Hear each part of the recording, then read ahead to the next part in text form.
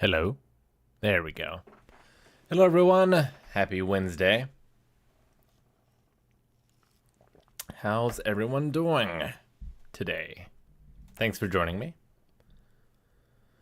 I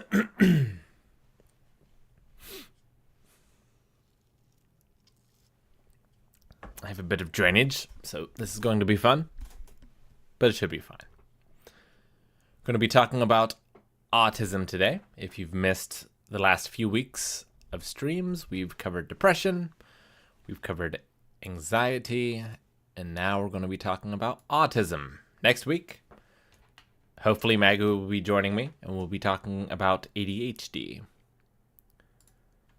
Let's see, I'll leave that book up there. Why not?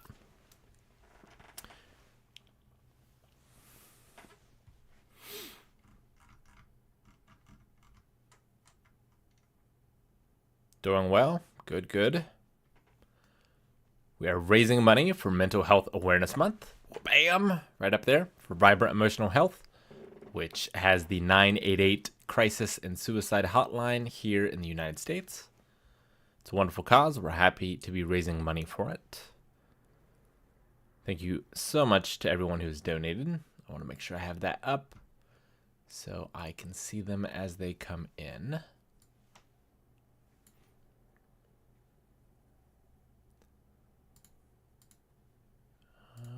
Log in.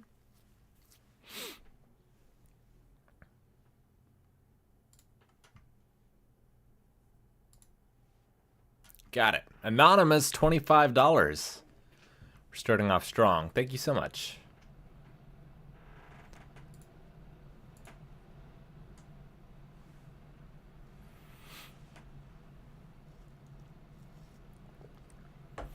Yes, mental health talk.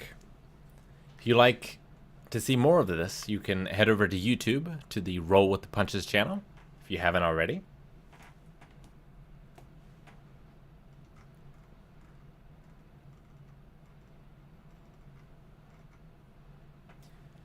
If you guys have questions, feel free to put them in the chat as we go along. I might not get to them eventually, but I will get to them before the end.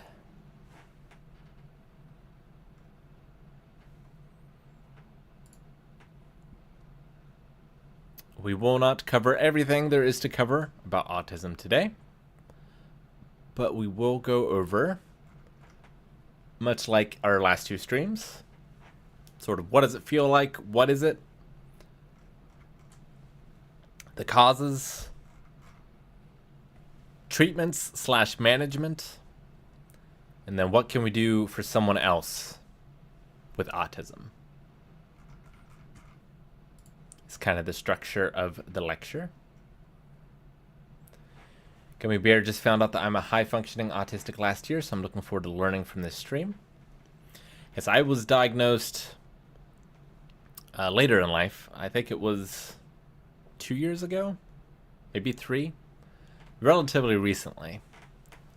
I was misdiagnosed with anxiety as a child.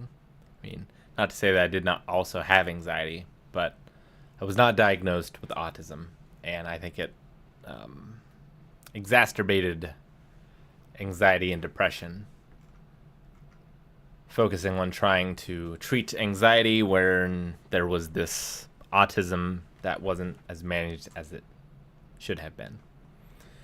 And it's still something that I'm learning about. I wish I'd known about it earlier, because then, by now, I would be somewhat of an expert. Like, I feel like I'm fairly an expert on anxiety, because as soon as the doc was like, that's what you got, I read every book I could find on the topic.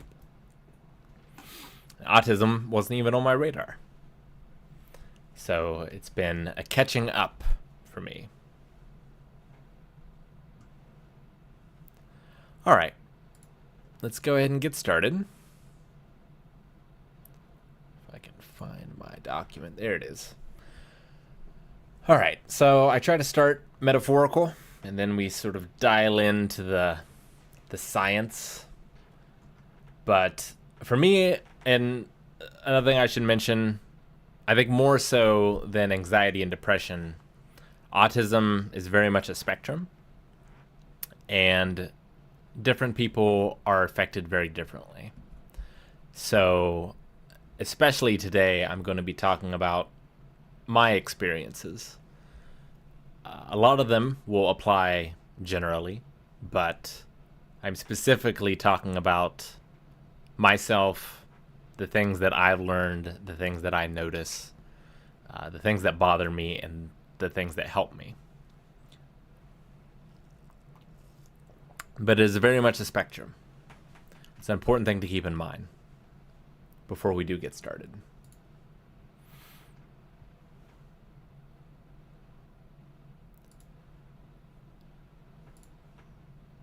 Okay, so for me, I feel like I am an F1 race car where I need a ton of maintenance. I can only thrive in a very specific environment, and I'm useless in a lot of other environments. But if I'm well maintained and in my environment, nothing performs better. It's just that is a very narrow situation that the world does not often provide me.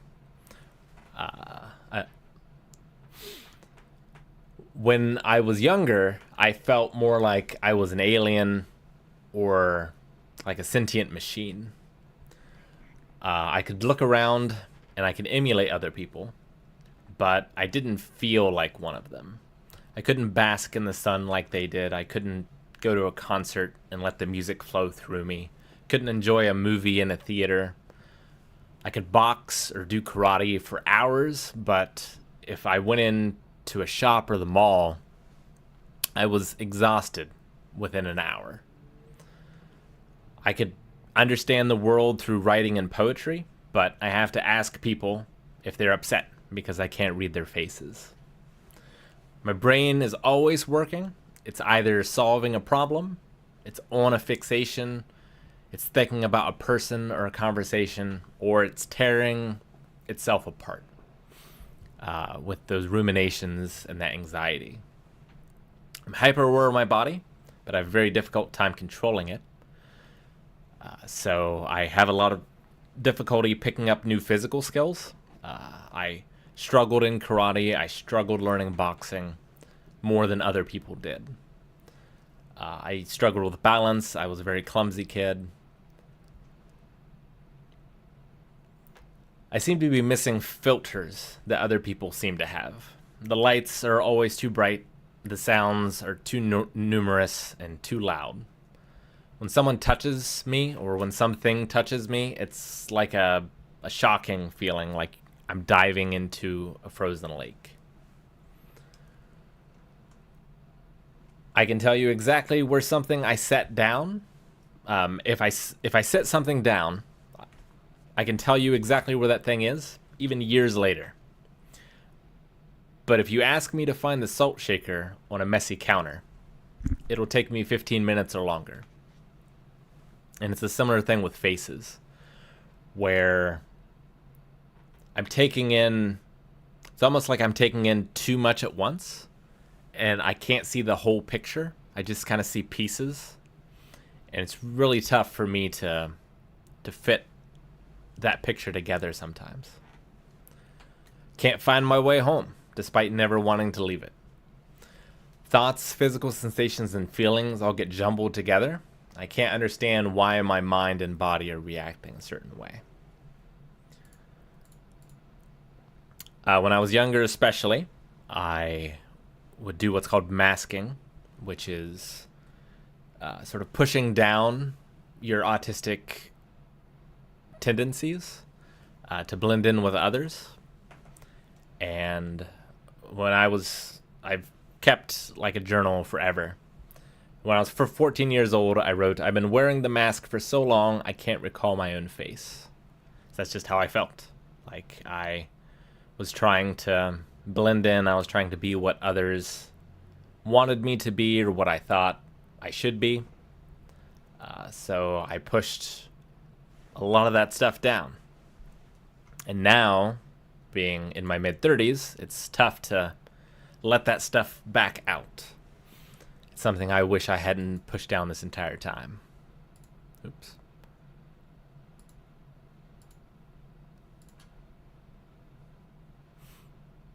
You may not believe this, but I have too many tabs, and I'm losing track. That never happens.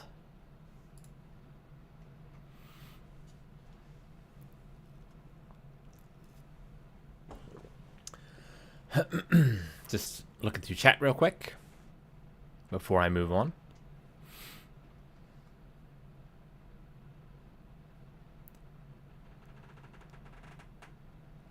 Is it always that autism means that you cannot read feelings and emotions? So, like I said, it's a spectrum. Emotional processing is something that autistics often have an issue with, but that issue can be different in its severity.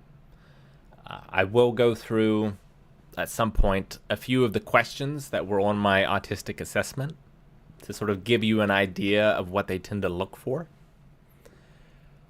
But that is often associated with autism, but different autistics may experience it to varying degrees, if that makes sense. But for me, it's a very high degree. I was, how old would I have been? I was probably 6 or 7 years old, I think, before I realized people cried when they were sad. Because I remember my sister being born, and people crying, and people telling me that they were crying because they were happy. A few years after that, my great-great-grandmother died.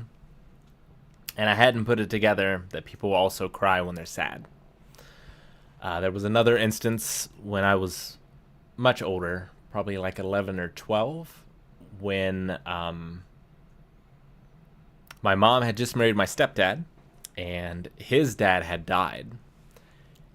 And I could tell something was different about my dad, but I couldn't tell what it was. It turned out he was crying. And, like, I had to ask, like, why he was doing that.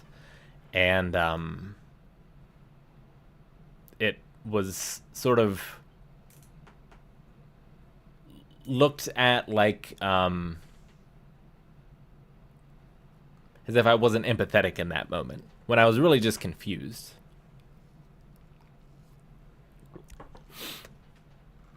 Now, that's not to say that autistic people do not also experience emotions. I cry. You can go watch my playthrough of The Missing to see me cry, for example. But the intensity level can be different sometimes. So for me, it's usually like a 0 or a 100. There's not a lot of in between. I'm usually...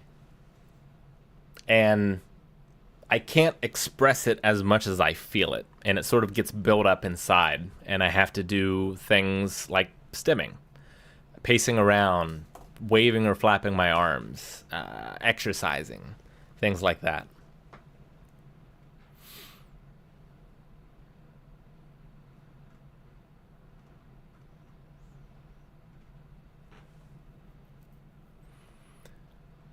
Okay.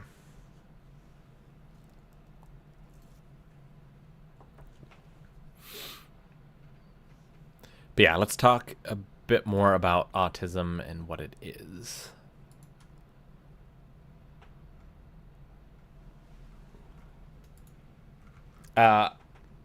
Before we get into like what might cause it, so definition here: people with autism spectrum disorder, which is what it's referred to as now. In the past, there was autism and there were Asperger's. In the United States, at least for now, it's all umbrellaed under autism spectrum disorder, and you have different levels of severity within that. And those different levels of severity affect things such as people with ASD often have problems with social communication and interaction, restricted or repetitive behaviors or interests. People with ASD may have a different way of learning, moving, or paying attention. These characteristics can often make life very challenging. It's important to note that some people without ASD may have some of these symptoms as well. And so we don't know a ton about autism and its causes.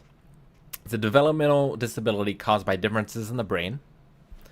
It's seen to be largely genetic, but otherwise causes are unknown.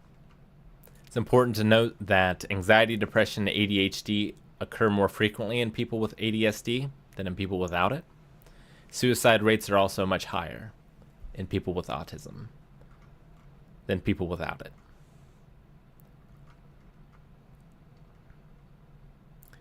A common misconception as far as the causes go is it is not, as far as we know, caused by vaccines. That study was withdrawn because it was not scientifically accurate and it was not a good study. It was not done appropriately. So that is unfortunately common misconception that you will see, that vaccines can cause autism. But that is in no way proven.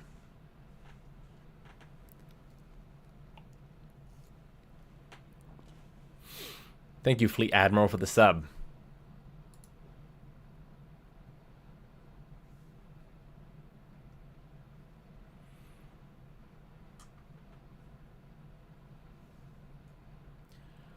All right, let's get my document back up.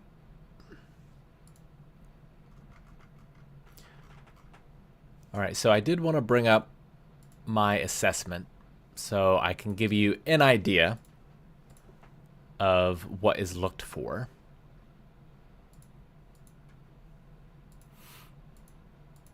Now, obviously, I cannot assess you. That's something for a doctor. Although I do believe in self-diagnosis when it comes to autism and ADHD. I think that's something that's completely valid. All right, so just to sort of give you some examples, it's broken up into sections. One of the sections is about social interactions. One of them is about emotions. One of them is about relating to people, using your body, play. Most autism, especially in the past, has been diagnosed in childhood. It's only recently that there has been even an option to get it, diagnosed as an adult. And that was something that was difficult for me to do. There was nowhere around me that would do it. I had to go online and do it that way. Another section on adapting to change. We tend to be very rigid, and change can be very overwhelming for us. Section on interests. Actually, let's go ahead and go by each of these sort of one by one and talk about it. So social interactions. Part of that is the difficulty in understanding, recognizing emotions in other people as well as yourself, and processing emotions. So the social interactions can be an issue because of that. They can also be an issue because social rules and norms don't really make a lot of sense to autistic people a lot of the time. I find I tend to think about things a little more logically, and I definitely like following rules, but a lot of the social rules don't make sense to me, and I don't understand why people aren't just kind of straightforward all the time. People tend to like cloud their feelings or lie a lot, and it can be small lies. But I find myself, I have a very difficult time lying about things. So I think that can hurt social interactions. I think I miss a lot of social cues. I think I'm pretty much impossible to flirt with. But that's probably a better question for Maggie than it is for me. I have a very tough time knowing when it's my turn to talk in a conversation, and I have a very tough time knowing how to end a conversation. So something I love about my doctor, who is also autistic, is when the appointment's over, he just leaves. He doesn't say goodbye. He doesn't say like, that's it, I'll see you next time. He asked the last question he had, and he just gets out. And that's what I want to do. As soon as I feel like the conversation's over, I just want to leave. Like I don't want to have all those pleasantries of things I don't really understand the purpose of.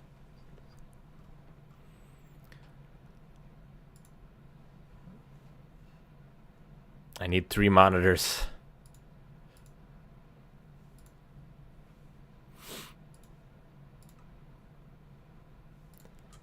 Okay, here we go. I don't want to get too far behind in chat.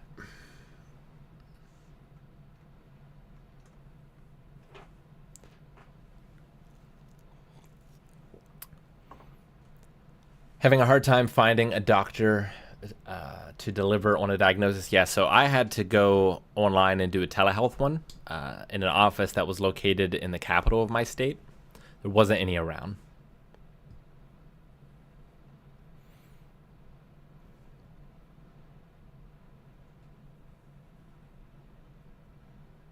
I feel like a lot of people have trouble getting into conversations mostly because they're introverts who may or may not be autistic.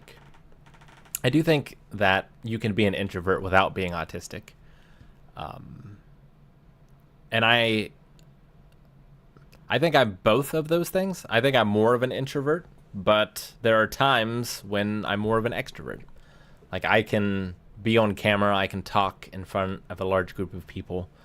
I can like run a boxing or a martial arts class or something like that. I can be much more extrovertive. But in most situations, I'm more introvertive, I think. Thanks for talking about autism. I know it's a spectrum, but I'm listening to adults talk about their experiences helps me understand my kid. That's good. It's great that you want to understand. I think that's the biggest like first threshold is just wanting to understand.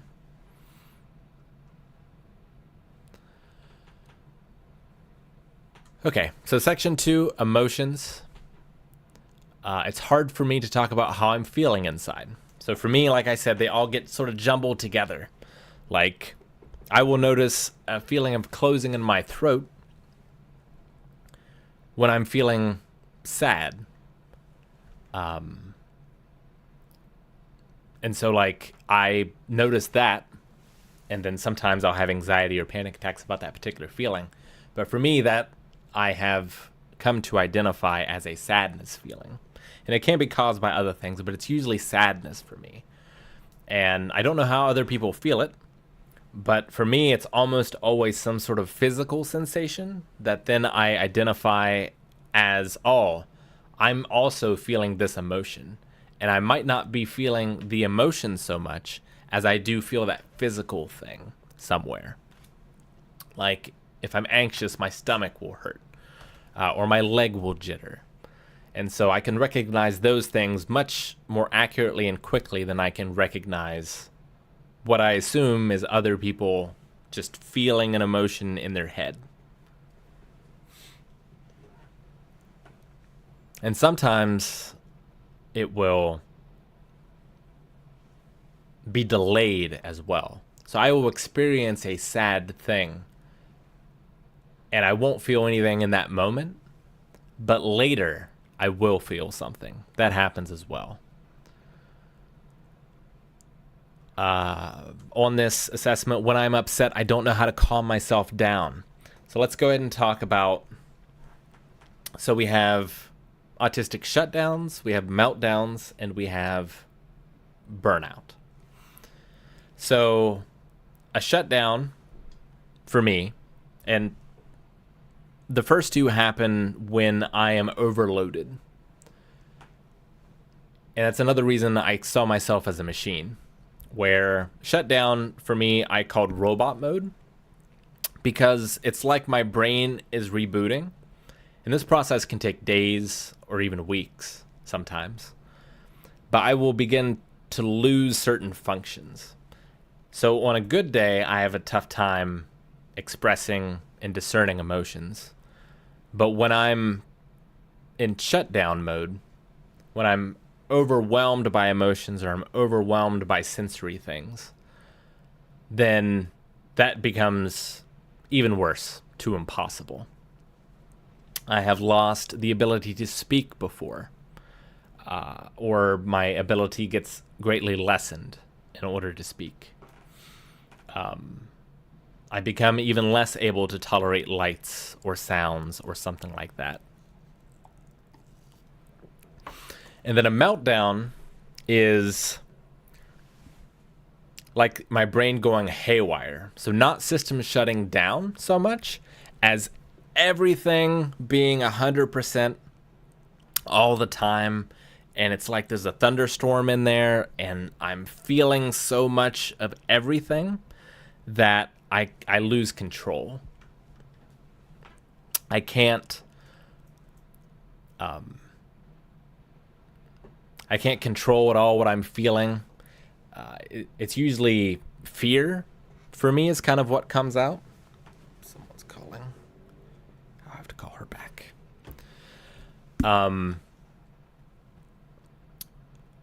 But it's for a lot of time it's anger. You'll see people having an autistic meltdown sort of, it appears more like rage or a tantrum almost. But it's important to remember that a tantrum is something that is more controlled and sort of has a goal. But when I'm having a meltdown, my only goal is to not be having a meltdown, because it's probably the worst feeling that I've ever experienced, where like I just lose control. I start to hurt myself, like scratch myself. I will rock or shake violently. I will just feel like panic and dread and sadness and all these emotions, just more than I can possibly handle. And it's such a draining, and it's such a scary experience, because it feels like in the moment that things are never going to be right again.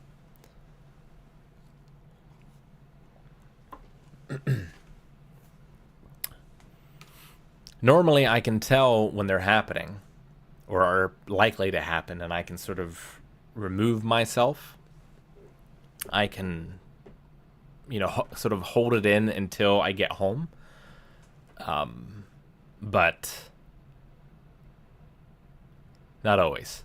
The difference between a meltdown and a panic attack for me, so that's something that only in this last year I've been able to recognize the difference. Growing up, I thought it was all panic attacks because they told me I had anxiety, generalized anxiety disorder, and panic disorder. So I thought all meltdowns were panic attacks. And often, one will lead into the other for me. But that is not always the case. So one of the differences is, in a panic attack, it's all fear and panic. In a meltdown, it's also despair and sadness and frustration and anger. It's all of those things that come. Normally, I will,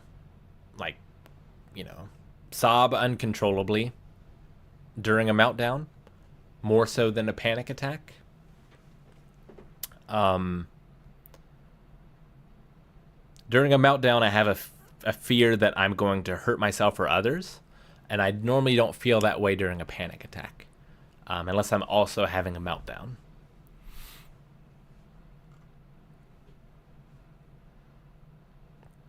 So those are some of the differences for me.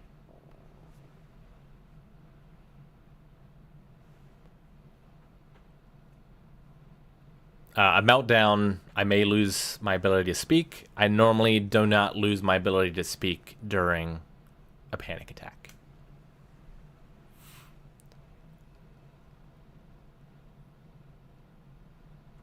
Also, under emotions here, I get upset quickly if there's a change that I did not expect.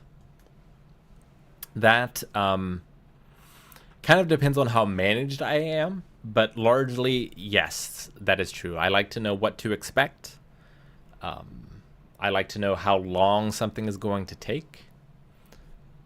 And if those things change suddenly on me, it can be very overwhelming.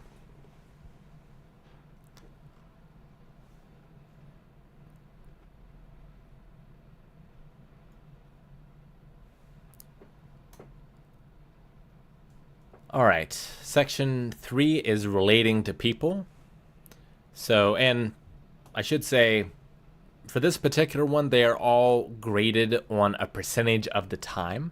So, for example, I feel this way almost always, which is 75% of the time or more. Or I feel this way usually, which is 50 to 75%. Or I feel this way sometimes, which is 25 to 50%. I feel this way once in a while, which is less than 25% of the time. Or I used to feel this way, but I no longer feel this way. So those are the options for you.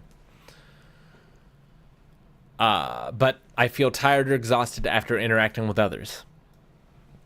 So it's tough to be able to pierce what other people are saying, what they mean, because most times what they say is not a one-to-one correlation to what they mean. So it can be very exhausting. And if you are putting on a mask and trying not to do your stems, or if you're trying to force eye contact or something like that, then it's just can be a very exhaustive thing. And it doesn't mean that autistic people do not like to have friends or do not like to have social interactions. It's just, for me, I have to measure them. So I've meetings at work before. I have sort of sat quietly and have said things on my phone to the group chat rather than talking. And I will let them know beforehand that, like, I've used up too many words today.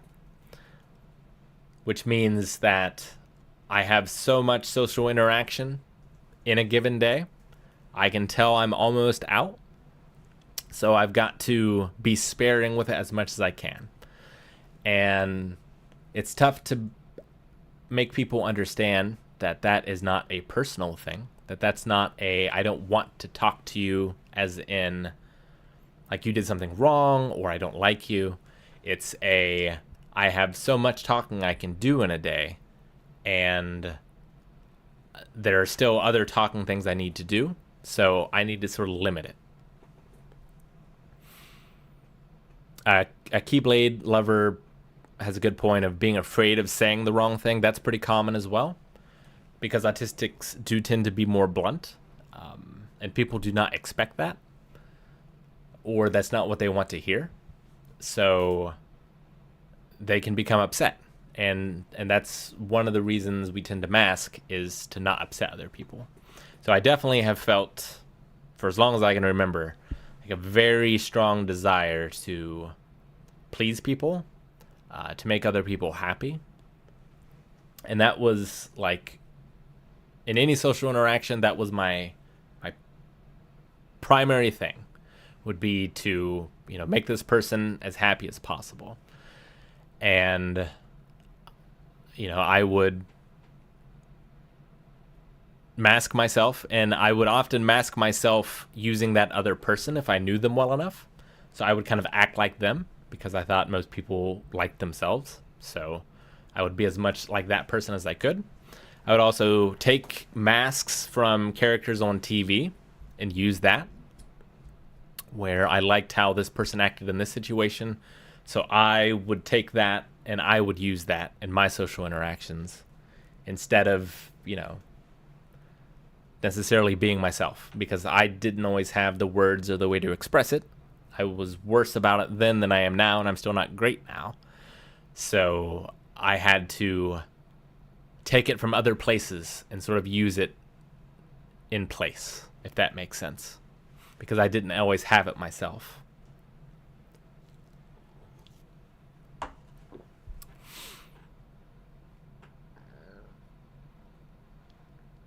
I do not like to start a conversation with someone that I do not know.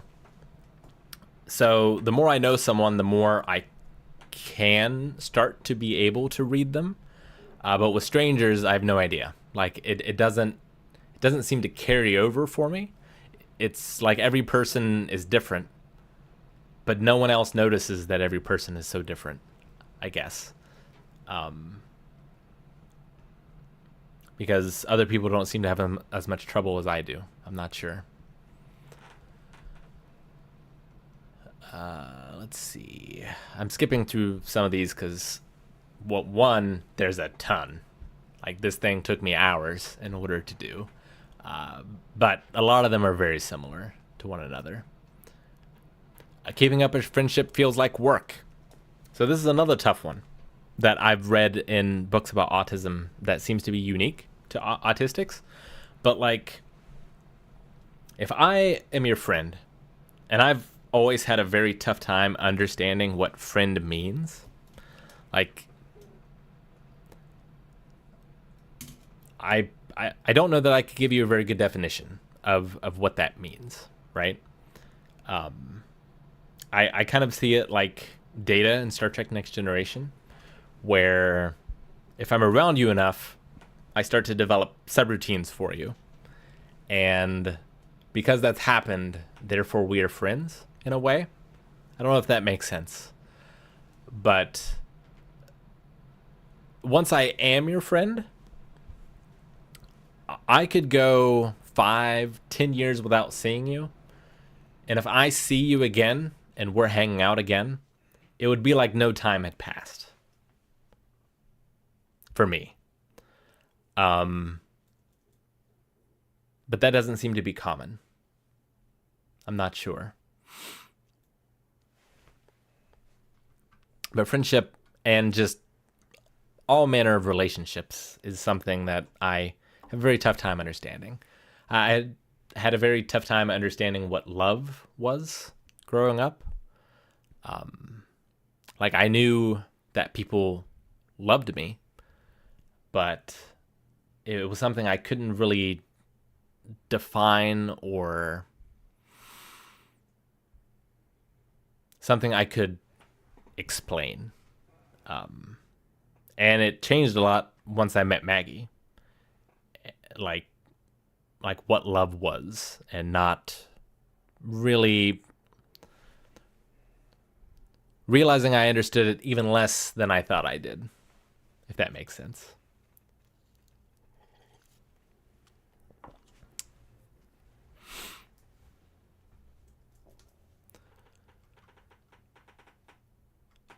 But yeah, as far as like maintaining a friendship goes, because of that, I do not, talk to my friends as often as I probably should. Because, I don't feel the need in order to keep that relationship strong. There needs to be ongoing communication. It is strong. Like I would do anything for my friends. And it doesn't matter if I haven't seen them in a year or 2 years. Like that doesn't change for me. So I don't need to just randomly text them in order to let them know that I'm thinking about them. But I should do that because not everyone is like me.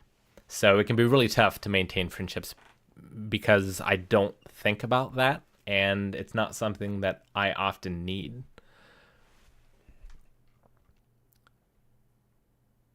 So it can be tough to maintain friendships. I tend to avoid conflict when I bring something up that might upset me to avoid a tough conversation.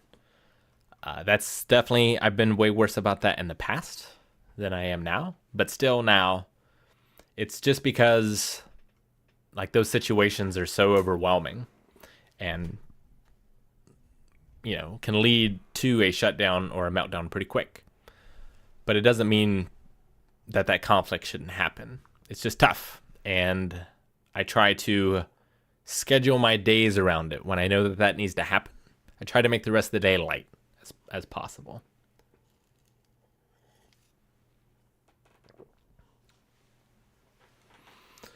Neon sees, out of sight, out of mind is a good phrase for how I have a hard time maintaining friendships. Like if I'm not actively thinking of my friends, months could go by without remembering to message them. Yeah.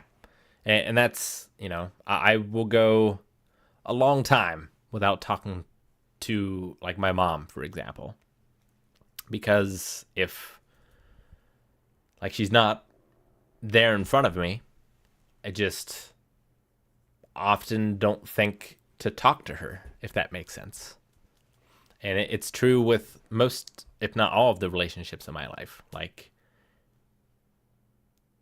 It's not something that I'm always thinking about doing, I suppose. All right, so the next section talks about using your body. So there tends to be a lot of motor dysfunctions and balance dysfunctions as well with autistics. So are you clumsy, often stumbling or falling? I definitely was way more as a kid than I am now. I think karate helped me a lot with that, but it was something that, I would stumble and fall just all the time. I still walk and run differently than other people, especially on the stairs. Walk on my tiptoes. Something I do all the time if I'm not in shoes. I have a hard time with any of the following: tying shoes, writing by hand, buttoning shirts using zippers, all those things. I can barely button my shirts. Writing by hand, like if I do a paragraph, my hand just starts to ache. It's tough for me to use zippers, mainly because they're metal, and I don't like touching metal. It's tough for me to tie shoes and tie knots. And those things have always been tough. And probably will always be tough. But yeah, like fine motor control. But broader movements, like throwing a punch, I can throw a punch pretty good. It took me a lot of practice in order to be able to do it, thousands upon thousands of repetition. But the smaller movements is tough. But there's some things, like video games, I'm fine with video games. But buttoning shirts, terrible.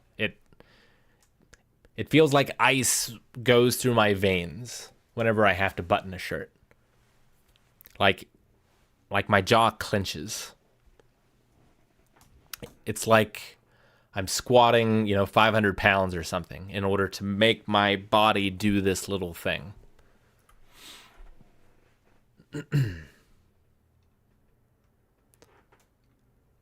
Which, when I was a kid, Velcro shoes all the time.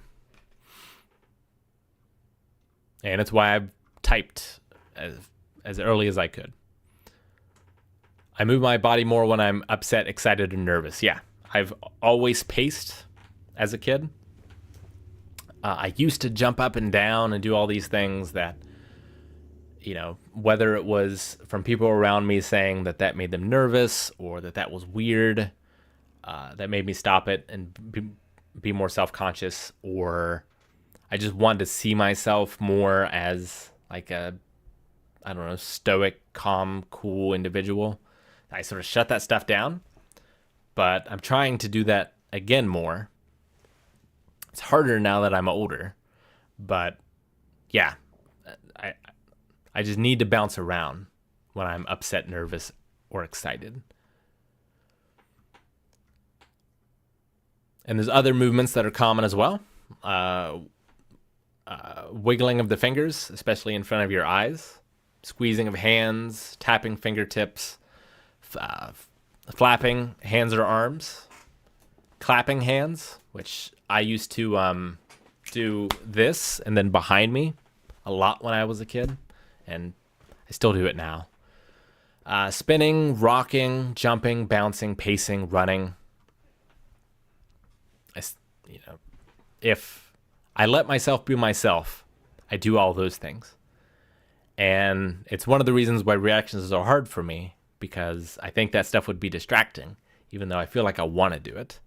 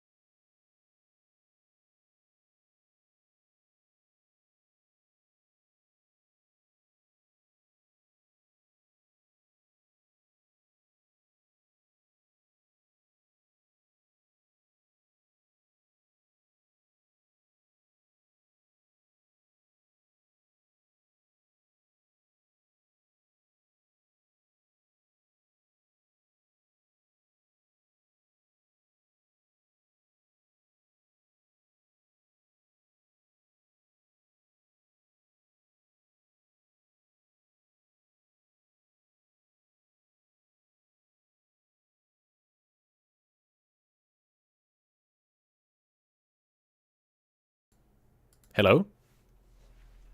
Okay. Sorry. How long was it gone? Sounds back? Cool. Did I talk about self-harm? Okay.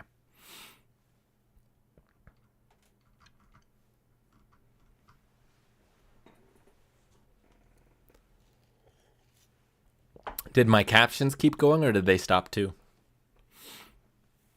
They probably stopped too. I think we're good. All right, next section is on play. So this, I think, applies more to children, probably, but it still applies to me. Prefer to play alone? Yep. Like, there are times when I like to play with others. I love playing on YouTube. It's still off. Well, that shouldn't be the case because it's just one OBS going to everything. YouTube might be a little behind, maybe.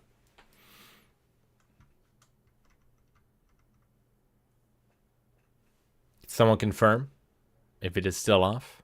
That would be very strange. And I do not know how it would fix it. Other than shutting the stream down and coming back up. Okay, it's just behind. Okay, cool. Thank you. Yeah, playing alone. Again, it's not like because I am autistic, I do not want friends and I do not want to play with those friends.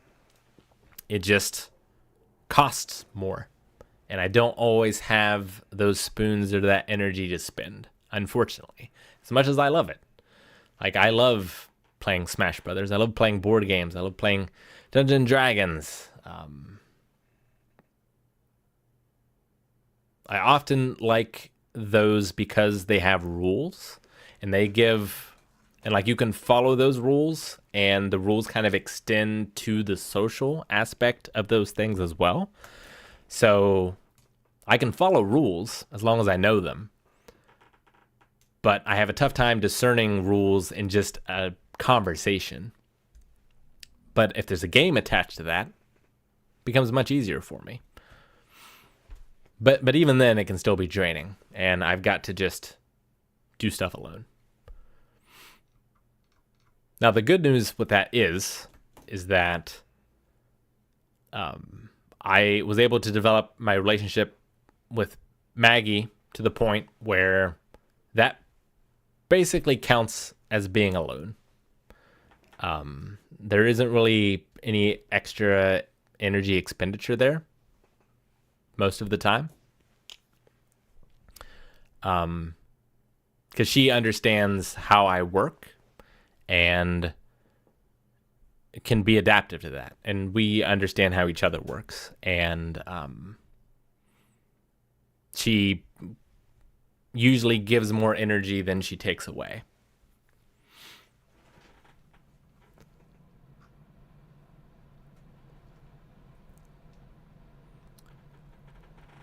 I do not like to play games if others are not playing by the rules. Yeah, that's pretty true. Let's see. Any other good or interesting ones? It's hard to remember details about how I used to play as a child. It's hard for me to remember childhood in general. There's very little I remember, if I'm being honest.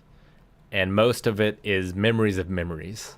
It's like I had this picture of this moment, and I remember that picture because I looked at that picture well after the event. But the event itself, all I remember is the picture kind of thing. As a child, I preferred to play alone. That was also true.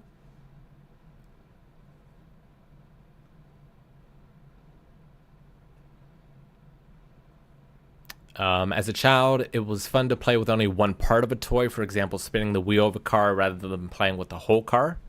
I would definitely do that sometimes. I would also, it talked about organization. So I would definitely like to, organize things by color or by size. I alphabetized all of our VHS tapes as a kid. And all of our books and all of our CDs. I would always keep those alphabetized. I wish I was able to be more organized in all aspects of my life. But when it comes to things that are in a set, I'm pretty good. If I have a place for those things. But it's a lot more difficult for me to make places for things that are just around and about.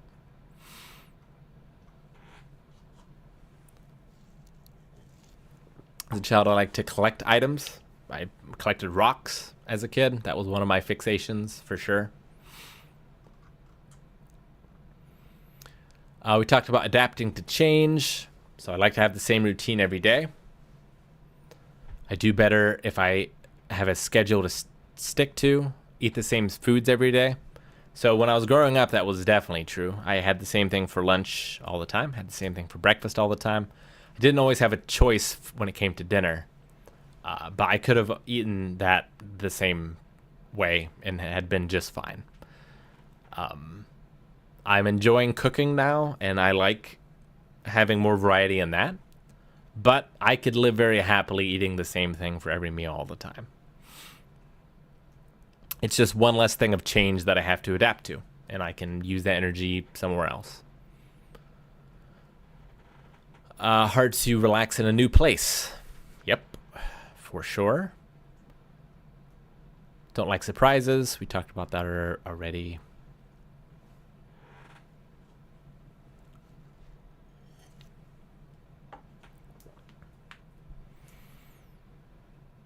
I also have issues with childhood memories, though I'm under the impression that could be, I assume that's childhood post-traumatic stress disorder. Which, that could be partially mine as well.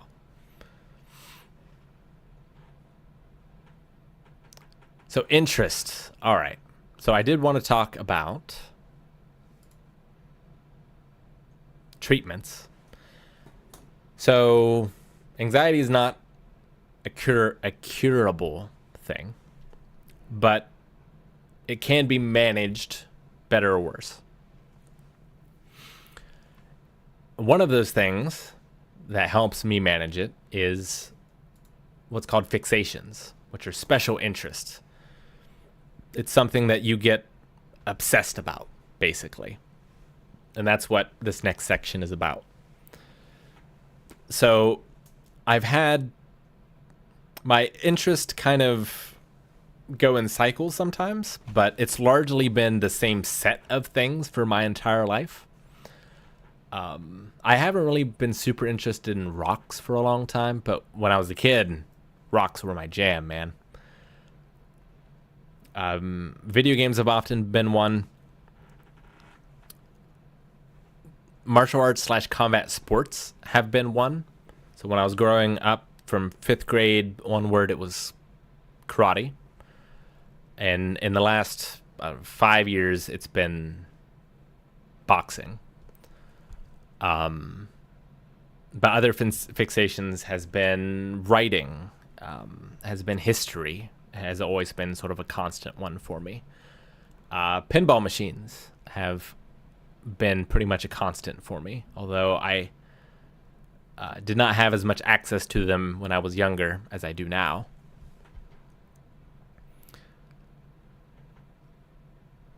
But when I say an obsession, it's like, as long as I'm not super anxious, then if my mind is not actively focused on a thing, it goes back to the obsession. So right now for me, that's poetry.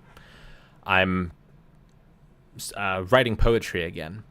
And if I am not actively doing something else, my mind is thinking about poetry. It's thinking about other poems that I've read, poems that I want to write, a current poem that I'm working on.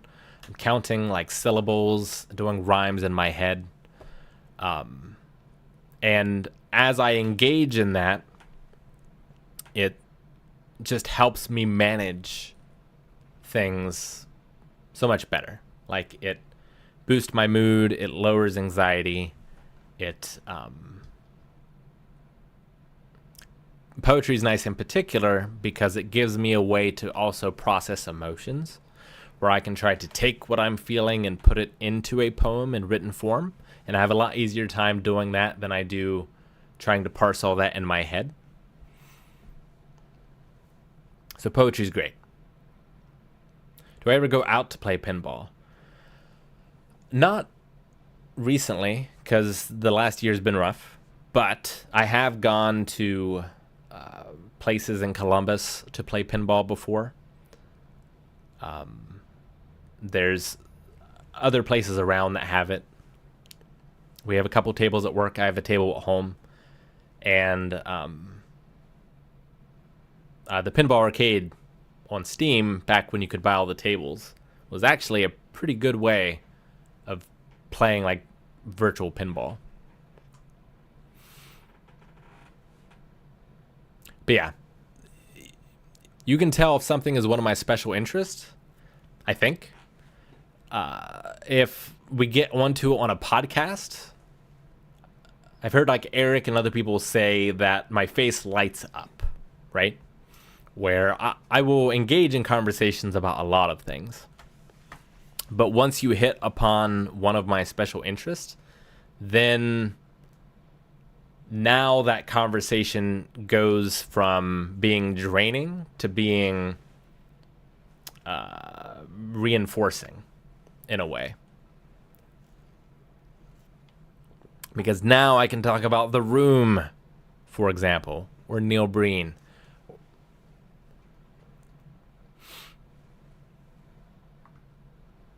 But it's like a switch, and normally people can't tell much from my face, but they seem to be able to tell that when we're now talking about one of my fixations. Getting so absorbed in activity that I lose track of time. Yep.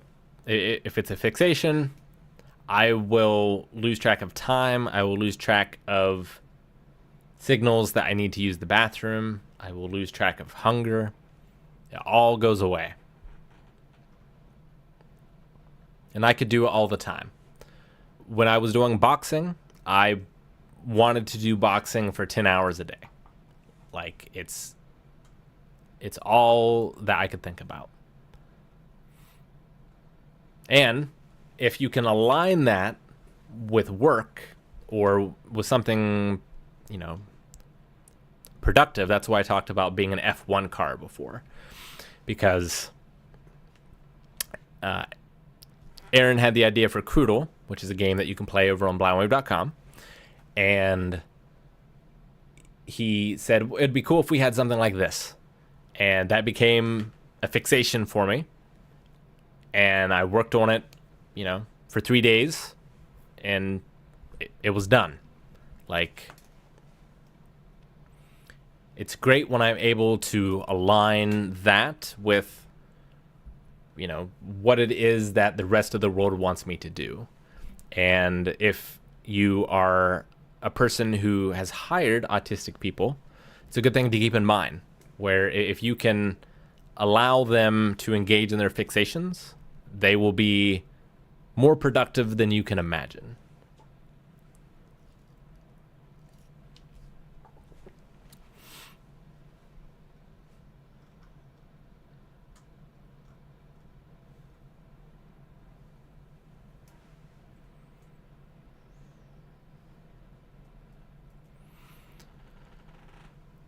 Next section talks about eye contact, which I've already talked about, and that's a common thing for autistics, is having trouble making eye contact. And I can speculate as to why that is. I think I see faces and just everything different than other people. I think I see it in pieces rather than as a whole. And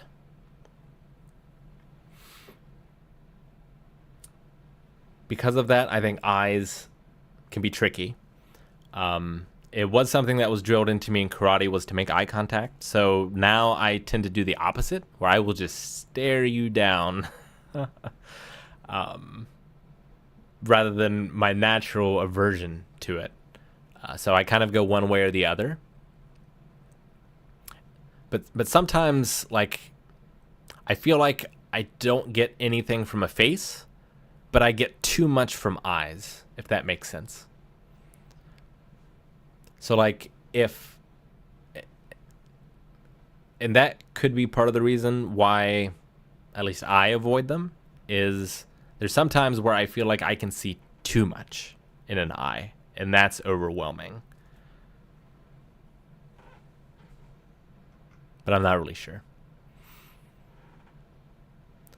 Get distracted easily by lights, mirrors, or moving parts. That's very true. We had so we have a backup device on our camera at work, and it has a red blinking light. And I'm a little more used to it now. But I still will look at that, several times a minute during a reaction because it catches my attention. And that's a good thing, because if it's not blinking, I immediately realize it. And, before that, we would see on the monitor whether or not we were recording. And I was always the first person to notice that it wasn't recording, because it was a flashing red thing and I would see it. And I would notice when it was gone.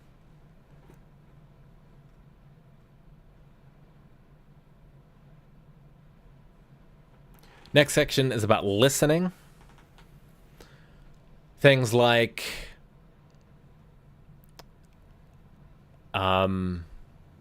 it's hard to follow a conversation if there's a lot of background noise. That's definitely true. So I have a very tough time in group meetings.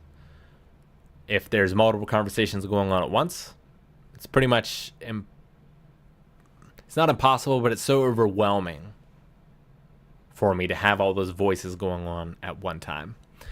It's much easier for me to have a one-on-one conversation with a person than it is a group of people. Even the 4 people at the reaction table is often too much, because I can't tell when it's my turn to talk. I can't tell if it's if it's appropriate to talk about this thing now, or if it's more appropriate to talk about it later. And that's a lot easier with 2 people. It's even easier when it's just me, which is why I tend to like to be alone a lot. Notice small noises around me that other people don't notice. Maggie's more of this than I am, but I'm more of this than others, I think. It's part of the reason why I wear the earplugs, which I do want to talk about, as I sort of am skipping around a lot today. But when it comes to managing autism, engaging your fixations, very good. Earplugs, noise-canceling headphones, I would say essential, especially in loud places, but I wear these almost all the time. My favorite ones, did I write it down? I think I did. So I want to make sure I get it right. Loop earplugs are quite good. They're my second favorite. Earpiece Music Pro high fidelity concert earplugs are my favorite ones, because they don't make my own voice louder like most others do. So they dampen the outside world, but they don't make me louder at the same time.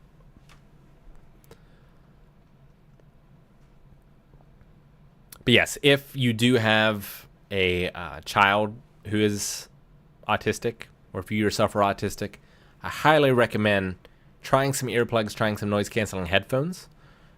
It improved my life so much.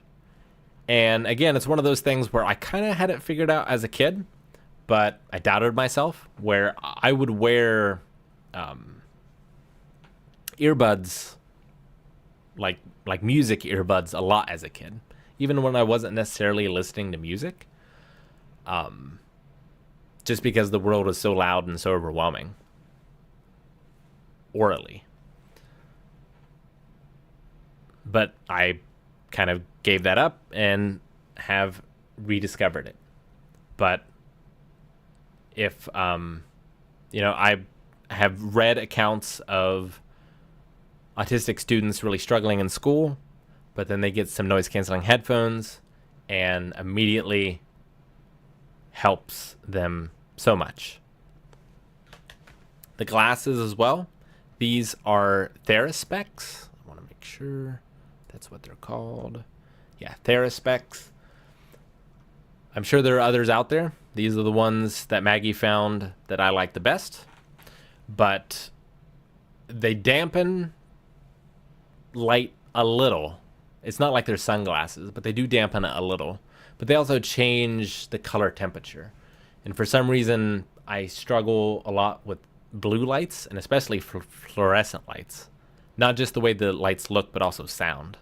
Fluorescent lights are the worst, but these help tremendously with that as well. And again, when I was a kid, there was a period where I used to wear my shooting glasses because they were tinted. I wore them a lot, but I don't remember what happened, if I just got into my own head or what, but I was like, this is weird. I shouldn't do that anymore. So I didn't. But now that I do, I feel so much better. So highly, highly recommended. Give it a try. Pixel Manny says marijuana helps me with a lot of my symptoms. I've seen that online. That has not really been the case for me so far. I'm still experimenting with different strains and such.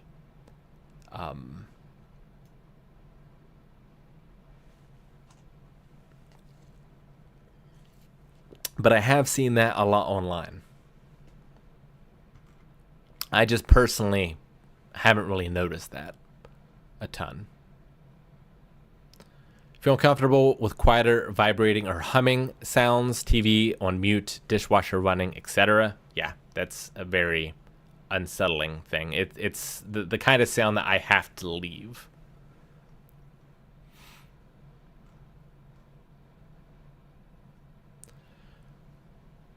All right, the next one is senses. The first one on the list, which, you know, once I started reading about autism, because I was originally reading about ADHD because Maggie was seeking a diagnosis and I wanted to understand it more. And looking into it, I came across a video about ADHD and autism. And one of the comments on that video was very close to what I wrote in my journal way back when, about like having this mask on for so long that I don't know what I'm like underneath. And that was like a shot through the heart when I saw that, because I resonated with it so much, because I had felt that for so long. And then I started researching more about autism, and I was like, this is exactly me. And the missing piece of the puzzle that I've been looking for my whole life. But I was still apprehensive going for my diagnosis. Because, you know, if I'm wrong, then I haven't found that missing piece of the puzzle. Even though I was pretty sure I wasn't wrong. But I was making my way through the questionnaire, and I'm making all these things almost all the time. But I got to this one. My drinking water has to be a particular temperature. And that is something that has always been true, and has been very true. And it's something people always found strange. I'd never wanted my water cold. It always had to be room temperature. But that was the first one on this section. And I kind of smiled when I saw it when I was going through this. Same with temperature when it comes to shower or bathing. It's got to be exactly the right temperature. And it was one of the reasons, that and just the sound of a shower or a bathtub is so loud, that I avoided bathing a lot when I was a kid.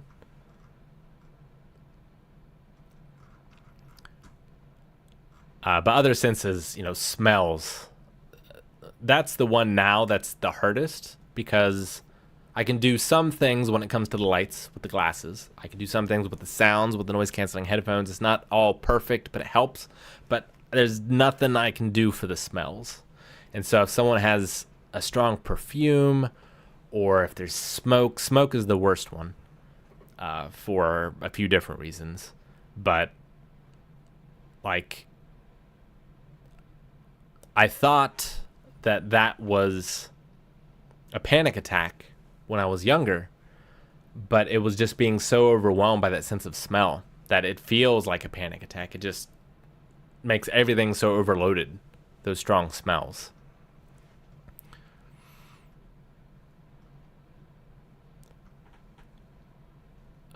And then when it comes to touch, very sensitive to that. Don't like anything around my neck. I am very particular about the type of clothes or bed sheets that I have. I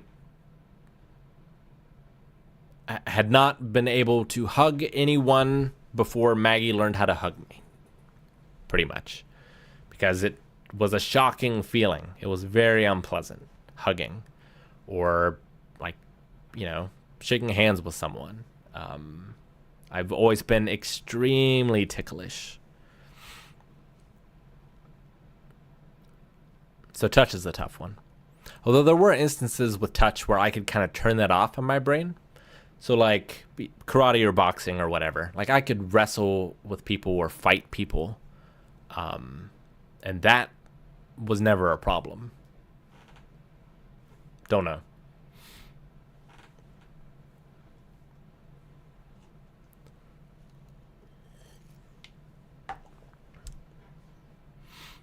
I hate it when it feels like I can't get a smell out of my nose. Yeah.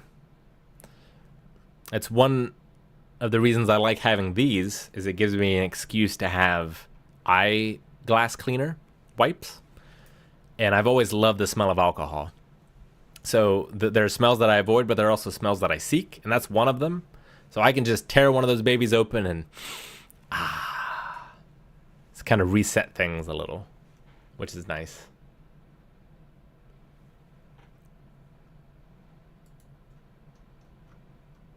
But touch is a tough one. But there are certain ones that I find comforting. So about like managing things and things that can help. Oftentimes tight squeezes or deep pressure can help. So weighted blankets are nice. I have this cocoon type thing. I don't know where it is. I kind of lost it in the move. But it's like a very tight cocoon, almost like a sleeping bag sort of thing that you go into. That feels nice and helps kind of hold me together when I'm otherwise falling apart. When it comes to like meltdowns or whatever.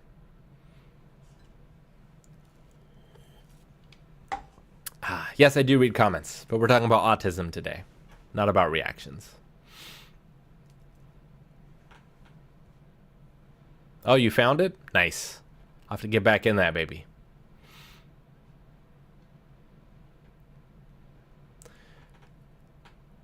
For my board game days, do dice roll noises bother you? No. The rolling of dice has never bothered me. Now, if the dice are too small, picking them up can be a problem. But the sound isn't really a problem, unless it's like super loud, like if it's going against a glass table or something, maybe.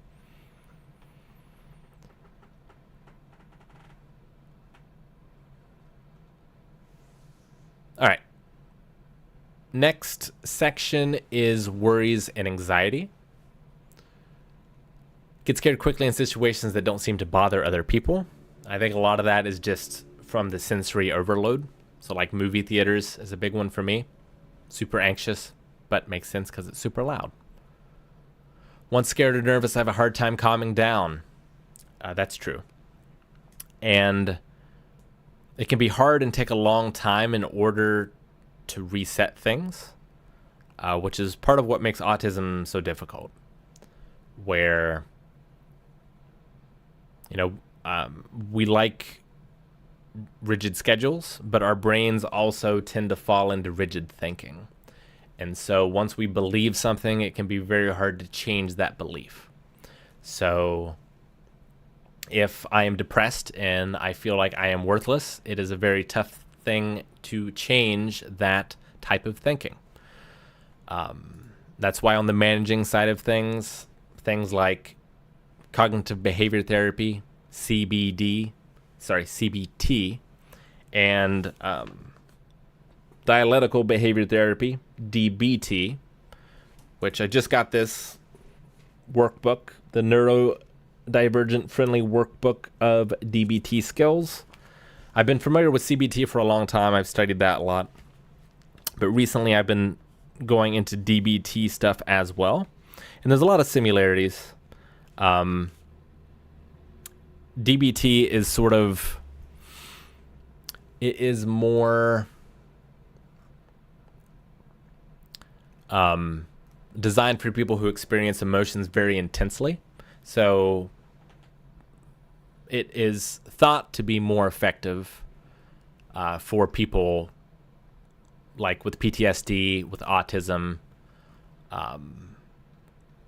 than perhaps CBT. I can't tell you that for sure. I am just starting to look into a lot of this stuff, but a lot of the stuff I knew before, and there's a lot of crossover. So you can find some of these techniques over at rollpunches.com, where there is the campaign journal. That's for free over there. So some of those techniques are the same. And like for an example here, we have the wise mind, the emotional mind, and the logical mind. So I kind of took this and put it towards my role with the conversation concept, where you are writing it from different perspectives.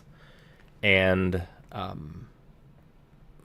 so you write it from the perspective of the emotional or the child mind, from the logical or the caring parent mind, and then from the wise mind, which is after you go through all of those other ways of looking at something, it's the most reasonable way to look at it after you've taken all those other perspectives in. So not a ton of this has been new, but I think it's laid out fairly well in this, and I'm excited to give this a try. But it also talks about like stimming and stuff like that, and listing your special interests. So I'm definitely going to give this a shot and see how it is, and see if there's anything that I want to use in it to supplement the Roll with the Punches journal as well.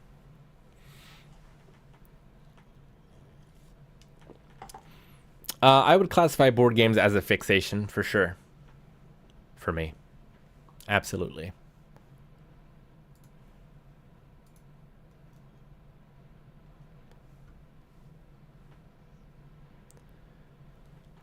Okay, back to, where was I? What were we talking about?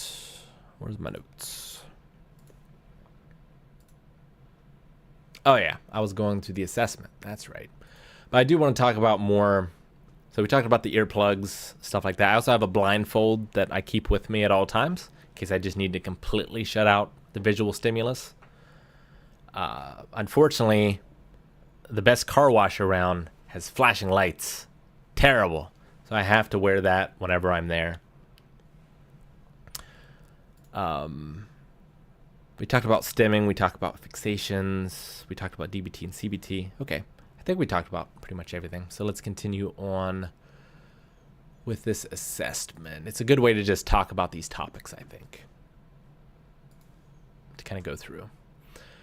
And you'll notice a lot of these in this section about worries or anxiety makes sense why I was misdiagnosed with anxiety. So one of these, I feel on the edge like something bad is going to happen almost all the time. Oh, excuse me. And now I know a lot of that was just sensory stuff and being overwhelmed, some of it being overwhelmed by emotions, but it hasn't always been anxiety for me. Sometimes it was autism. And it turned into anxiety, but I don't think it was always anxiety for me. But I have, as far as I can remember, always been autistic.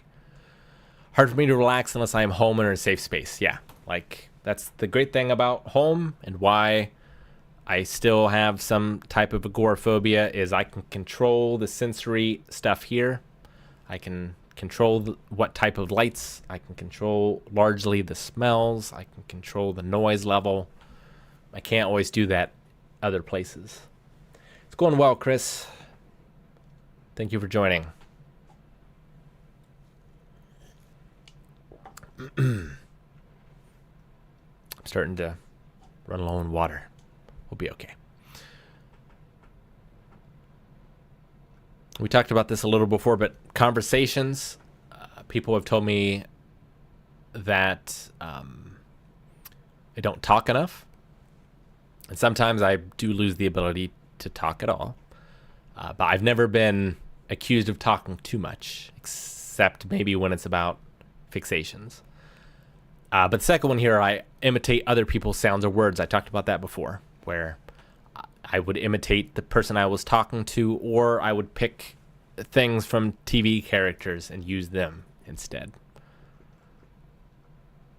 It feels good to repeat specific words or phrases. Yes, all the time. If I'm feeling particularly uncomfortable, you will hear me sing the song from Robin Hood, Prince of Thieves. There was a rich man from Nottingham who tried to cross the river. Oh, what a dope, he slipped on a rope. Now look at him shiver. Thank you. That one I've done forever, but there's a bunch of other ones as well. And especially if I'm in a meltdown, I'll just say the same thing over and over again. It's often just sorry, but it could be other things.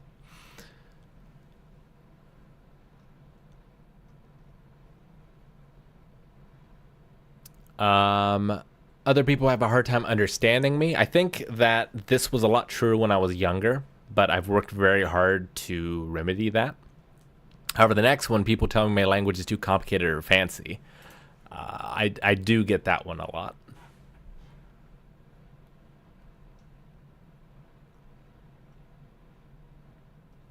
I have a hard time taking turns in a conversation. That's the number one thing.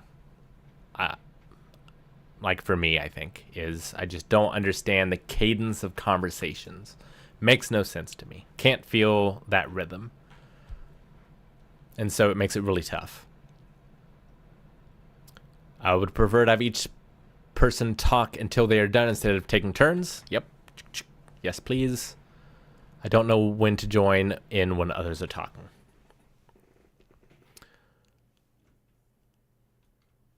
All right, next one is nonverbal communication. I do not realize when someone else is bored or wants to leave. So the tough thing about this part and a lot of the parts of the assessment is, how do I know when I do not realize something? Unless someone specifically tells me, which they often do not, hardly ever, how do I know if I miss something? Like, there have been times when I did not realize that Maggie was crying, for example. And like in the moment or later, she will tell me that she is or was, but I did not register it. And so how many times did that happen in my life where I did not realize someone was upset, or I did not realize someone was bored? I have no idea because I didn't realize. So I don't understand that part of the question and how that can in any way be accurate, other than Maggie and a few times outside of Maggie, people have told me that. It's like, why were you talking like nothing was happening? Clearly they were upset. I'm like, clearly. They didn't say they were upset. I don't know.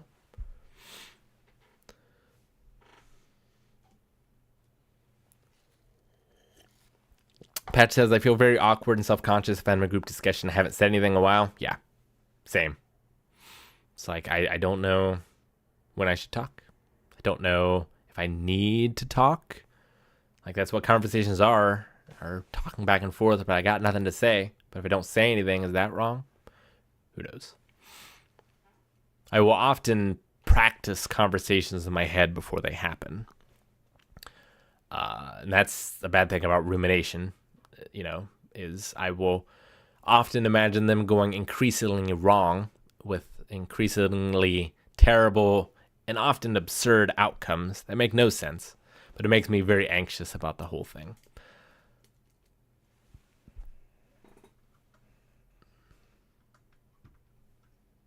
which is another one of those reasons why that roll with the conversation, I do that all the time from that roll with the punches journal, is I will write them out, and then I will try to write out what I think is most reasonable to come out of the other person.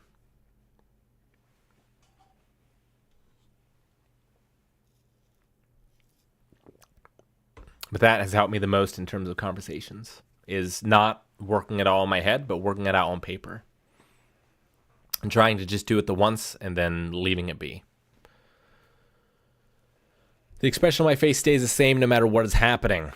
I would say that is usually true, and not the best trait for my job, or one of my jobs, reacting in front of a camera, where I'm usually pretty stone-faced about a lot of things. It's like I said, it's usually a 0 or 100. And I can't always let the 100 out, because the 100 is 100 and it takes so much from me. Like, I did that double down Neil Breen reaction and I loved it, because obviously it's a dream come true to be able to watch Neil Breen with my friends. But it was 4 days before I felt right after that, because I smiled too much, because I laughed too much. It was just too much, and I used it up. So it's tough to be like, well, holding it down costs, but letting it out also costs. I think the happy medium would be to let it out and also run around and flap my arms and, box or do push-ups or squats or whatever. And I'm slowly, I think, becoming more comfortable doing that like I was as a kid, but I'm just not quite there yet.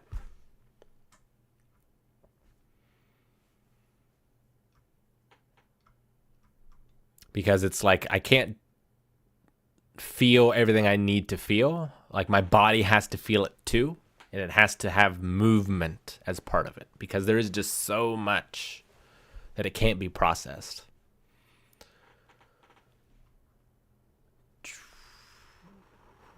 Don't notice if someone's trying to point things out to me using their hands. But sometimes that's true.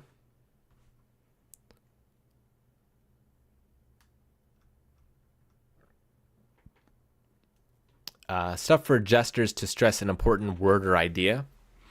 I think speech class.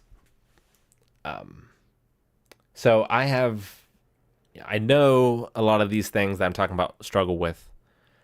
I have struggled with them, and I recognize that I struggled with them. And so I would work and learn a bunch in order to make up for them. So when it comes to gestures and things like that, like, I would put a lot of effort into studying public speaking and rhetoric and what you're supposed to do, because I can follow rules, but the rules do not innately make sense to me.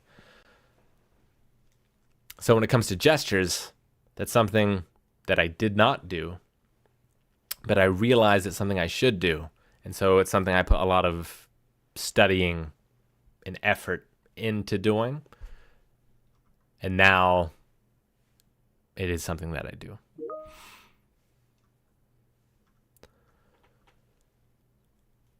All right, we only have 2 sections left. This one is attention to details. I tend to focus on details 100%. It's tough for me to see the big picture a lot of times, which is tough. It's tough in a visual sense, like I talked before about seeing the salt shaker on the counter, because I notice, if I'm looking at my desk here, I have a thing of cough drops, right? And the first thing I see is the H, and then I read it, and I'm like, okay, that's Halls. And even though I know that that's not what I'm looking for, I kind of examine that first before I move on to the next thing. And that takes time. And there's no just sweeping and scanning over an area and taking everything in at once. It's all very small pictures that get added together to a puzzle. And that happens more than just visually. So like, I'm trying to think of a good example. But like Maggie will show me something like, I don't know, an outfit or a decorated room or something like that. And rather than just seeing like what was done and appreciating it, I sort of zoom in and microscope on everything. And when you do that, you tend to see flaws. And that's what I tend to point out, which is not helpful and is not rewarding for her. It's something I try not to do. But so now what happens is she will ask me, and I will take a very long time to respond because I'm trying to put that big picture together. And it takes me a long time. It takes me a while.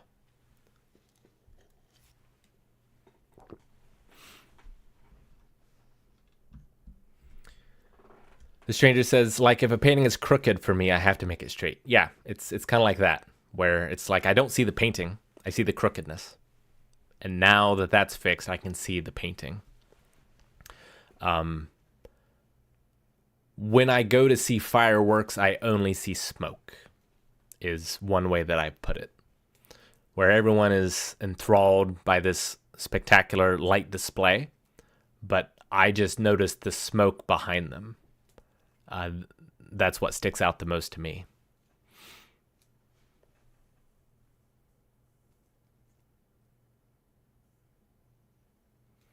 Grimsley said, both my sisters fairly recently learned they have autism. While some aspects are relatable to my ADHD, it's been a lot of learning to understand the social aspects from their point of view. Yeah, it's just different. And even not everyone with autism is the same either, like we talked about before.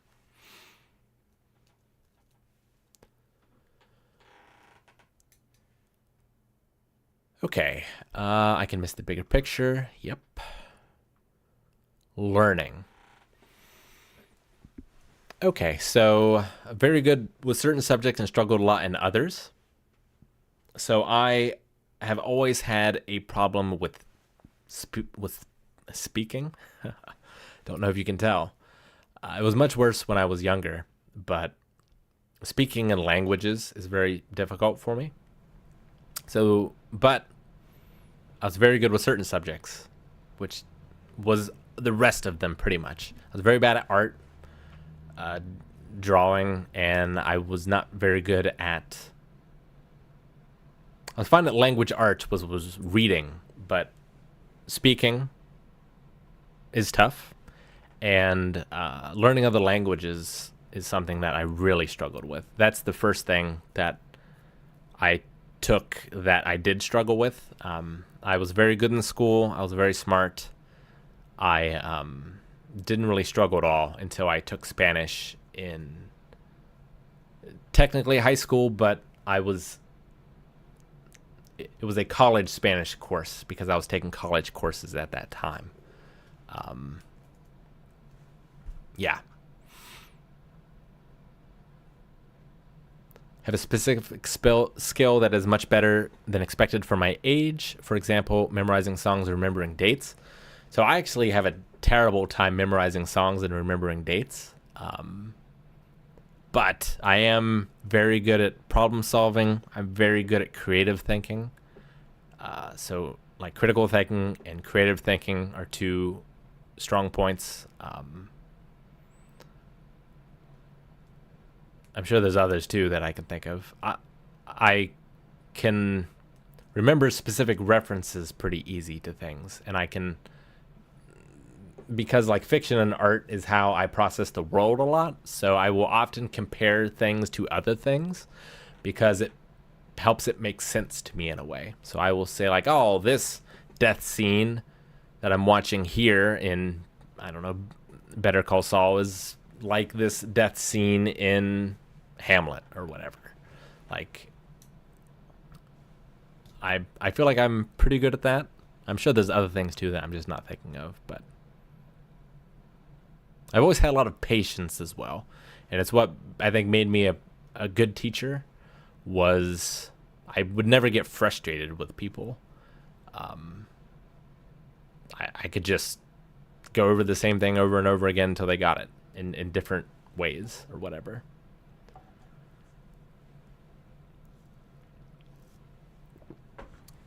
All right.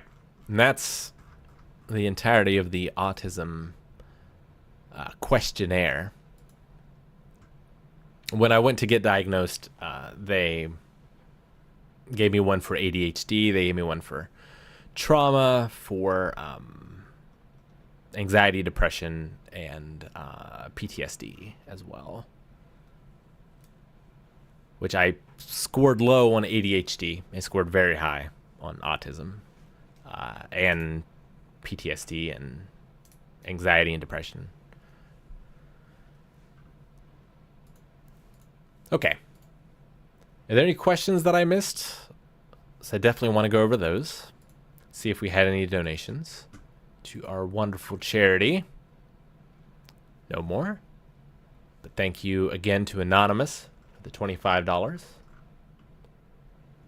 Trying to get to that goal. We have some exciting streams coming up. We have a rock band stream coming up very soon, which should be interesting. Hopefully I'm better than last time. I found singing to be something that helps me manage anxiety and I think autism as well. So I've been doing a lot more karaoke stuff. And it's much like boxing, where I am innately very bad at it. But if I practice the same thing enough, I can become good at that thing.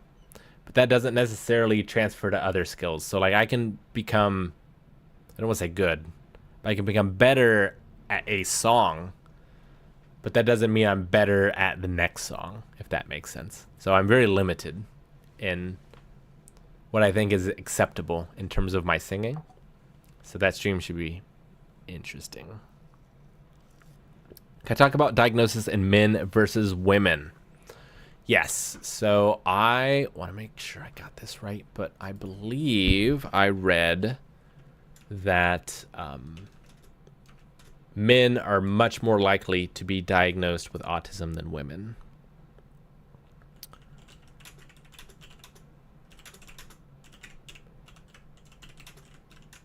But I want to make sure that I got that right. Yeah, it's 4-to-1 ratio. Now, I would say likely that is underdiagnosis in females rather than it being more likely for males. But I am not a scientist, but that would just be my guess. I believe that's also true for ADHD. I know ADHD in particular tends to present differently in women than it does men. I'm not sure if that's as much of the case for autism, but I think that, again, I'm not the best person to speak on this because I am male, but I think that females probably mask more than men and might be better at it.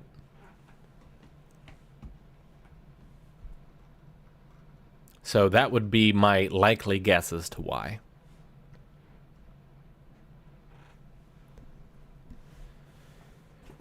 You could definitely have anxiety without autism. Maybe don't call women females. You could definitely have anxiety and not be autistic. But anxiety is more common in autistic people.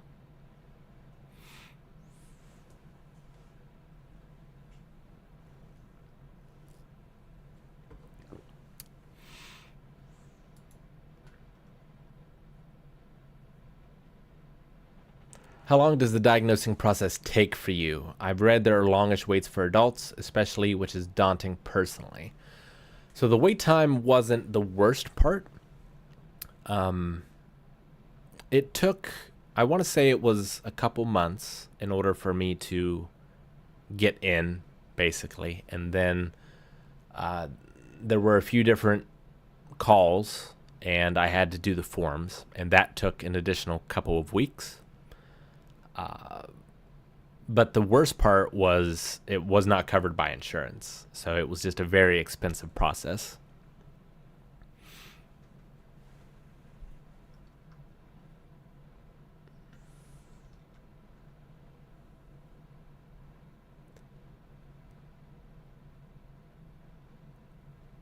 It's hard for my kid to not be able, I assume, to do things perfectly.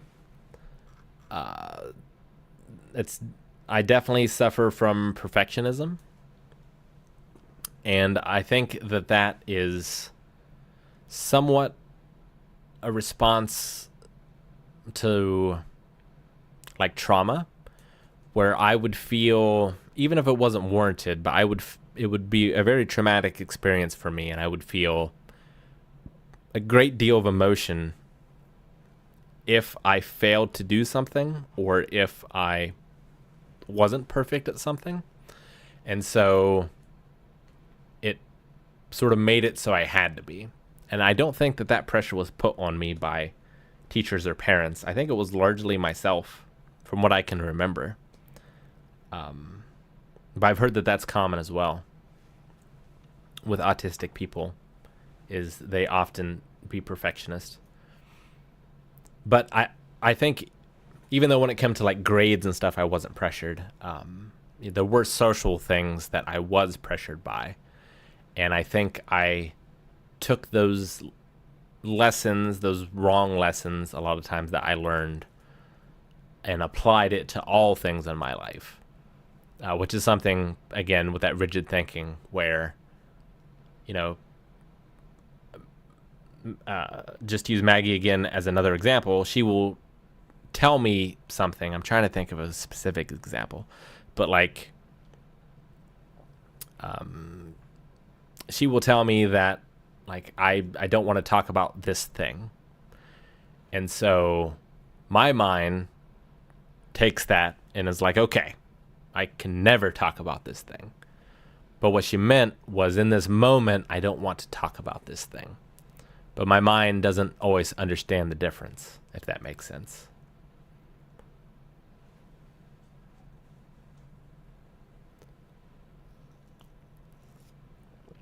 T-Ski, you're welcome. Thank you.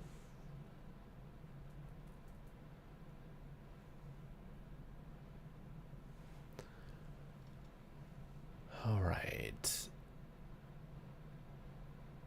The stranger says learning is a difficult one for me. I couldn't read until I was 17. It felt like the words were falling out of my head. It was an irritating thing. Tried to describe it to people and they never understood. They just said you're making excuses. Yeah, that's a tough one, where, I mean, it's true for kids and adults, but we don't give the benefit of the doubt enough. You'll think that kids are purposely misbehaving or being obstinate or not trying, but they are, and there's some sort of mental blockage that's just not allowing them to do the thing that they so desperately want to do. Fortunately, I did not struggle reading, but I had to memorize the words. I couldn't figure out, and I still can't really figure out how to sound a word out by reading it. That's something that just is foreign to me and always has been. So I always had to memorize sounds and not sound them out. So I had to adapt in that way.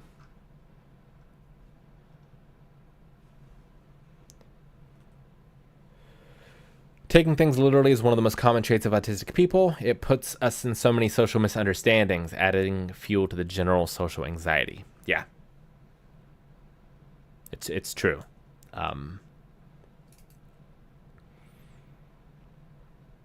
It's one of the reasons in so we have like evaluations at work in Blind Wave, and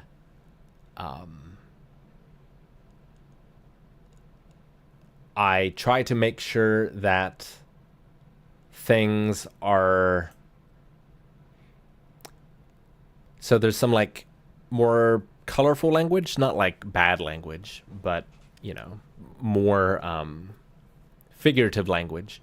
But I also make sure that there's also very literal language attached to each of those as well, for people like me who do need that literal thing to grab onto.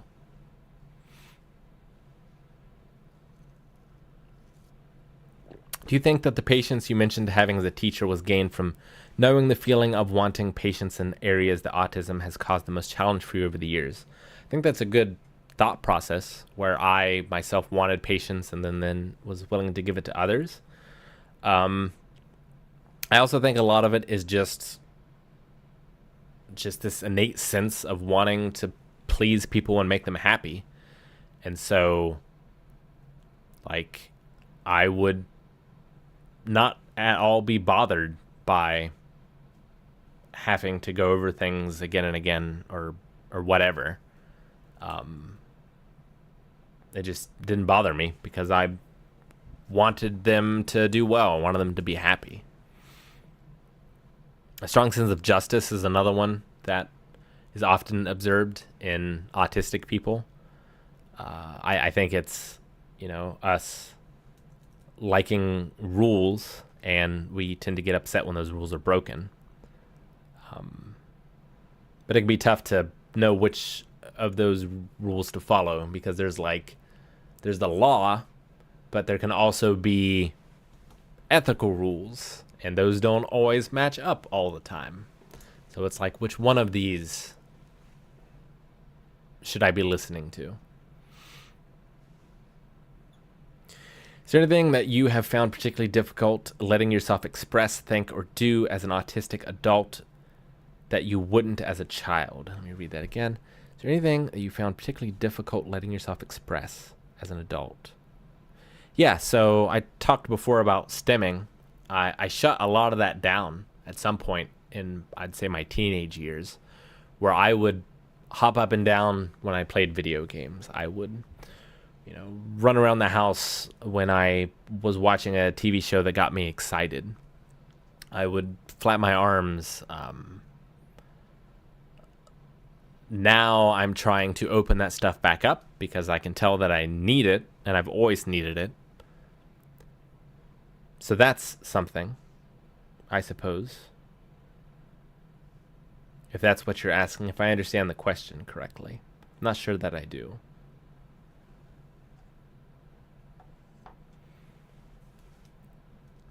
And so, again, I am becoming more childlike as I grow older, I think, because I think I had it right as a kid a lot of the times.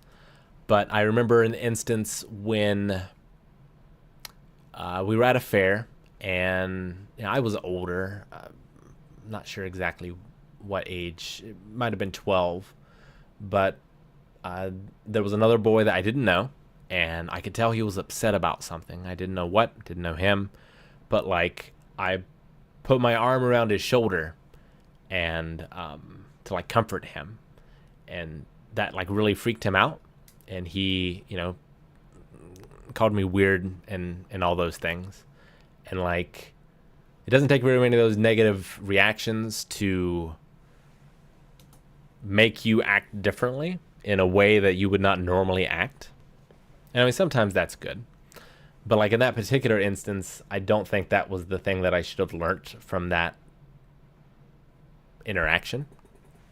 I think it was okay for me to be empathetic and to not hide that. And that's something that I'm now more comfortable doing again, if that makes sense.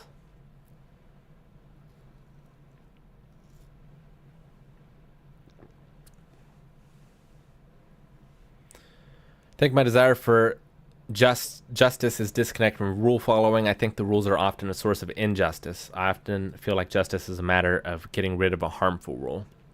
I think sometimes it is and sometimes it isn't, for sure.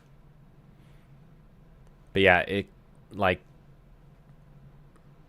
and it's another one of those rigid things where I am always very self-examining of my beliefs because I know how hard it is for me to change them. And I want to make sure that I'm right because I feel it very strongly. And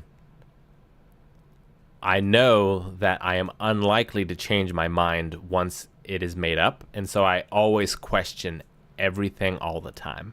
And I think life would be a lot easier to live not doing that. But I think the dangers are too great. Like, many of the therapists that I've been to have asked me about my religion and my spirituality, and they point to studies, which there are tons of studies out there, that if you are religious, you tend to be less anxious. And I think there is a level of being able to not think about things and just trust certain things are true and you don't have to think about them anymore that can make life easier. But I don't think I could even choose to live that way. I question everything all the time and it gets exhausting.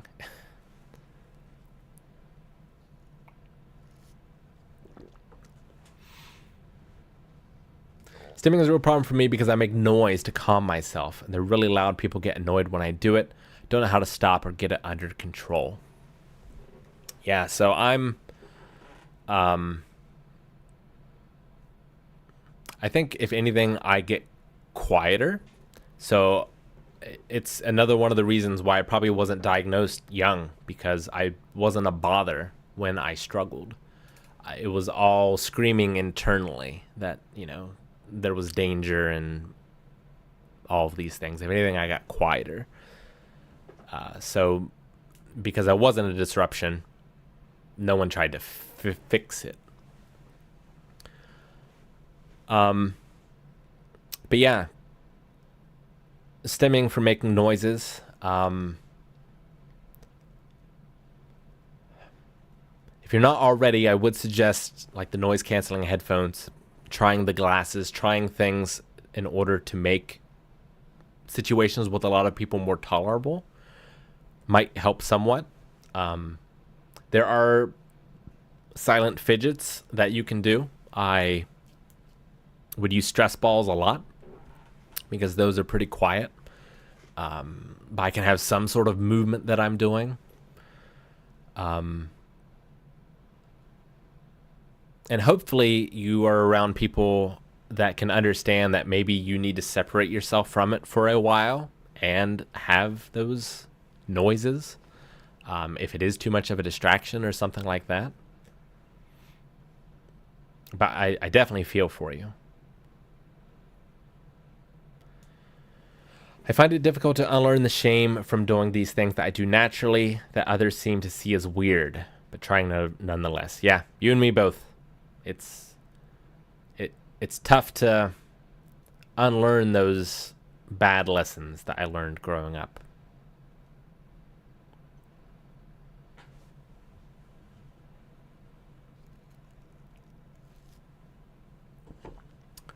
Anxiety is a tool your mind tries to control your body with.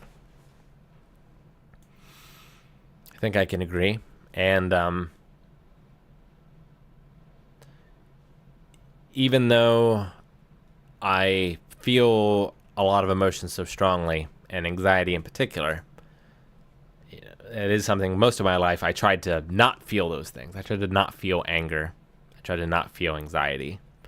But I have to accept those feelings and feel them as well. And I shouldn't frame them as negative feelings either. They're just feelings like anything else. And it's a natural thing that I need to feel. For sure.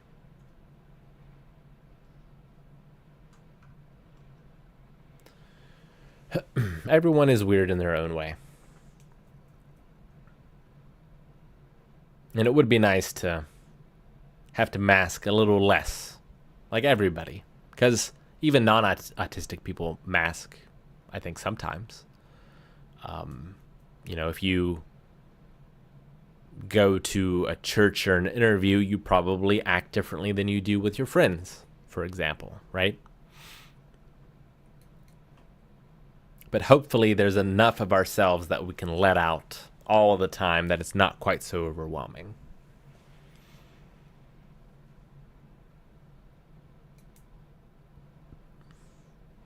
And not only does it help me, but it's another reason I wear the glasses and I wear earplugs that aren't clear,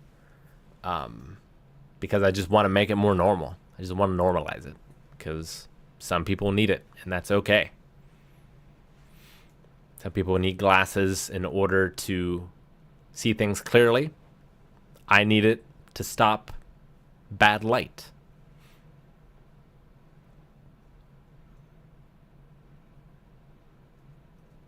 And I am trying to stem more on camera to just show people that that's a thing. That's a normal thing for some people.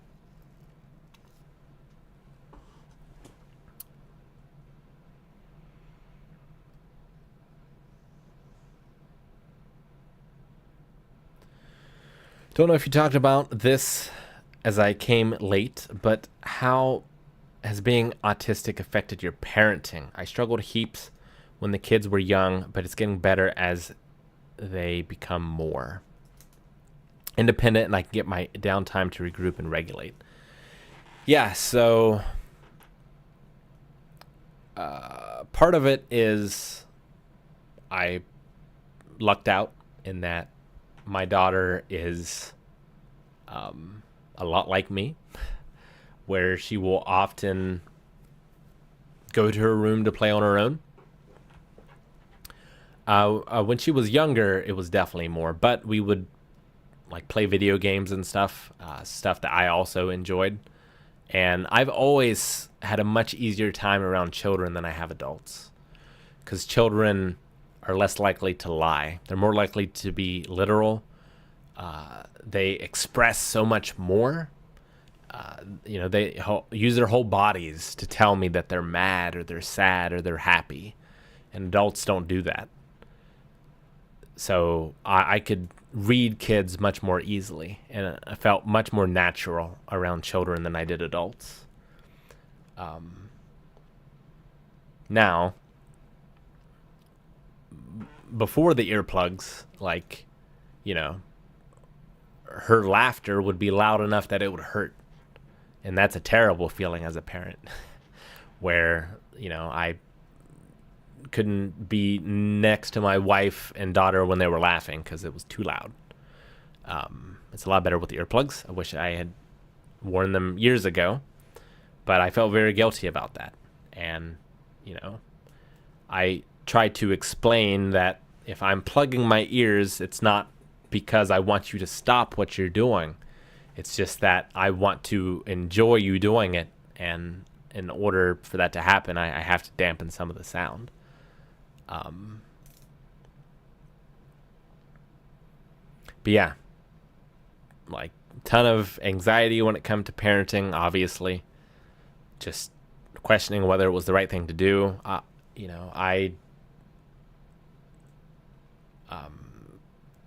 Her younger years was before my diagnosis, so I didn't want to. I didn't want my agoraphobia to affect her. Like, I wanted her to be able to see the world as not this scary and dangerous place like I saw it as. And I wanted her to be able to experience these things that I had so much trouble doing and not color her experiences with me struggling to do it.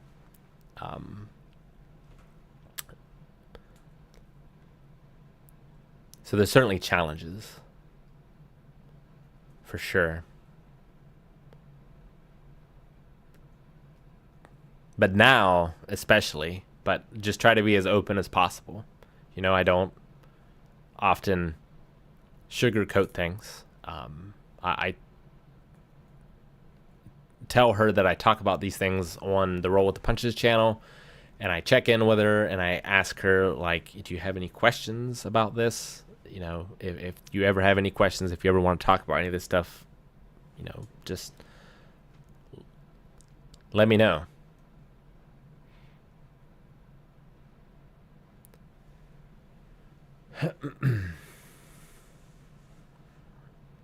All right, what else do we have? Do you have a sense of what motivates people to have a problem with something that weird? Do you think it's anxiety?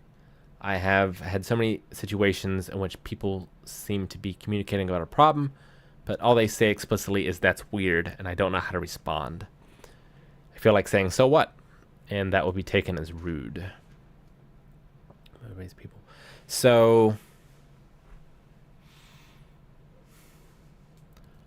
I think people I'm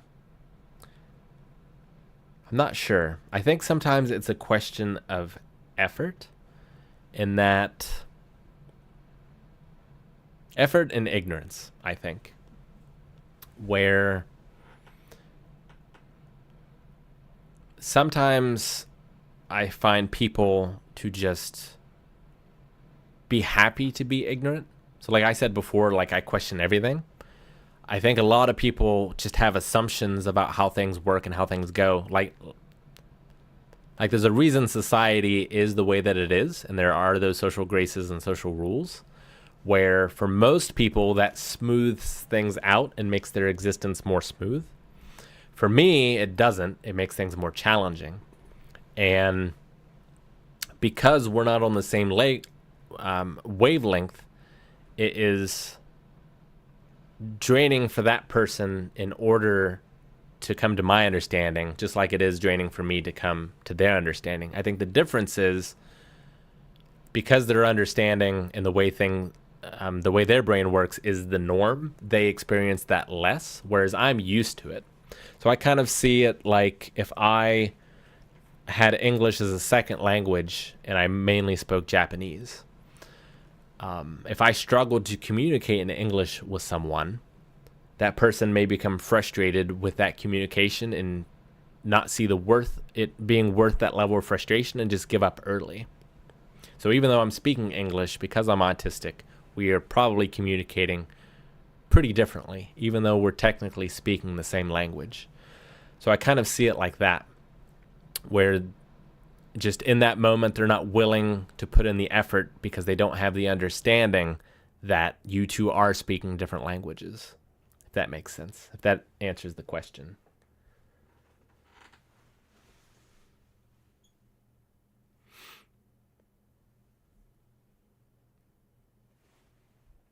I have two chats here. It's hard to keep track of both. What activities did you do as a kid that helped you? I've been looking for options for my kid, but I don't want to make it overwhelming. So try to figure out what it is that they're fixated about. You know, it might be trains, it might be rocks, something like that, something that they talk about all the time or something that they want to play with all the time. Allow them to dive deep into that for a long period of time can be something that helps. Allowing them to remove themselves from situations that are uncomfortable can help. Noise canceling headphones, tinted glasses, I think can help a lot.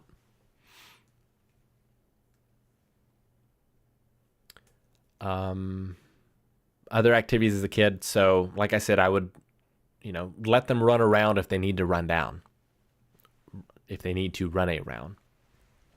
Explain to other people who are around that, like, this is not them misbehaving. This is them stimming. This is them regulating themselves. Like if it's hot and you're fanning yourself because you're too hot, they're feeling too much, and this is how they regulate themselves. Once people understand, they tend to become more accepting. That is not always the case, but I like to think that that's the case. And I try to make sure that that's the case in my life, although I am certainly not perfect in that aspect either. Dog barking and kids being naturally loud make me wince. Yeah. And again, it's why I wear earplugs all the time at home. It's one of the reasons. Extracurricular activities, martial arts. Yeah, for me, martial arts was fantastic. Boxing is also a good one because for a lot of different reasons. There's a lot of things to learn. So it's not just like running or something like that, where, not to say that running is easy, but there's sort of a limited number of techniques, and then you're just sort of doing the same thing. But some people really like running. But with martial arts, it made me learn the difference between like soft and hard, being relaxed and being tense, and to be able to utilize that in my everyday life. So like when I'm throwing a punch, it is relaxed, tense as I make contact, and then relaxed on the way back, right? And I, because of sensory things or being emotionally dysregulated, am tense a lot. And so that helped me recognize tenseness, and it gave me methods in order to relax it. And that was hugely beneficial. The feeling of striking something is nice. There is something about like the act of hitting something for me that is stimming. And there are safe ways to do that with punching bags and, you know, things like that, rather than hitting myself or something. It also was just something that would exhaust me. You know, if you think you're in shape, get on the mat and try to wrestle with someone and see how long before it takes you to become exhausted. So like, you know, a lot of normal sort of exercising wouldn't exhaust me enough in order to refresh myself. But I could do that with karate, and I could do that with boxing. Karate was extra nice because it also, our karate was a very holistic thing where it wasn't just the physical stuff, but we would also write haikus, and we would meditate, and we would practice mindfulness. It was, you know, the idea of yin and yang, right? Where it was a striking art, and we had the hard parts of it, but we also had the softer parts of it, and it was about a balance. Thank you so much, anonymous gifter, for the subs. So for me, martial arts was amazing, but just expose them to different things until you find something that takes. It might be dance, it might be swimming. Being in water and having that pressure is also very comforting to me. So maybe swimming or something like that could be useful.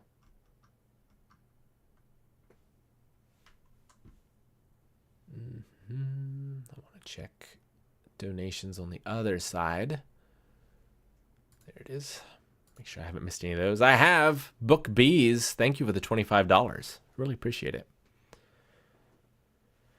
Okay, let's go back to the other chat and catch up with that.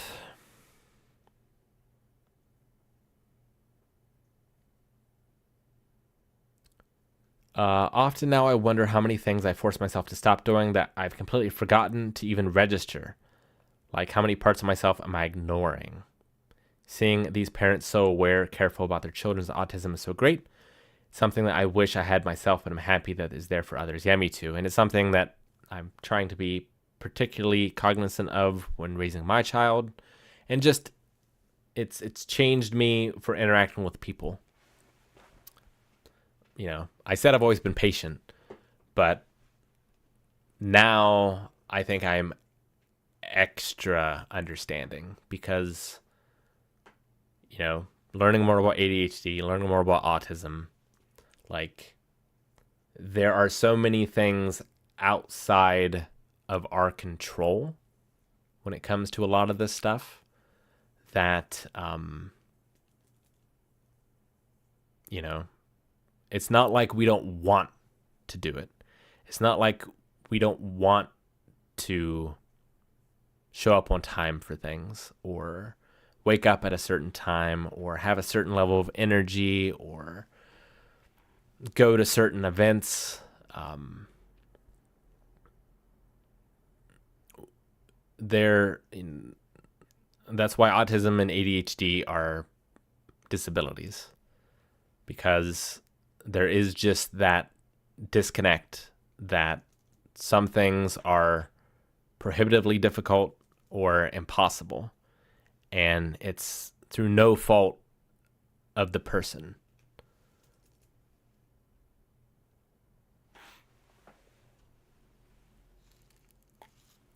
And so just thinking about that every time I interact with someone has made me an even more caring and empathetic person, I think.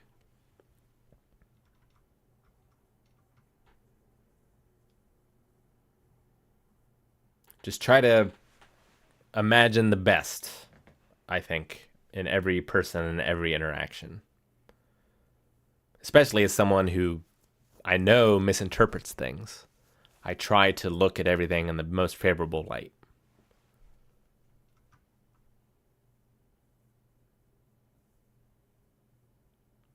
Since your diagnosis and a better understanding of how much you think when compared to most, have you felt more distant or even uninterested from average neurotypicals? So I have always, before diagnosis, I felt like I was an alien.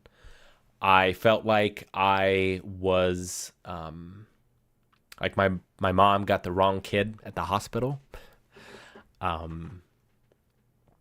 I always felt like an alien or a robot, and just could not understand people. It wasn't until I met Maggie, and like we started like removing the masks for each other, that I really, for the first time, felt a connection to a person. And I'm sure I had met and befriended other neurodivergent people before that, but because of the masks, I didn't necessarily realize it or make that connection, I think.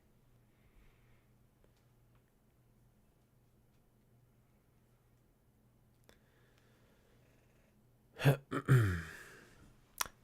I'm visiting a friend, I would rather stay inside than go and sightsee. My friend seems to have a problem, which boils down to, that's weird. I don't understand the problem. Yeah, it's just sometimes people are trying to be helpful in that situation, right?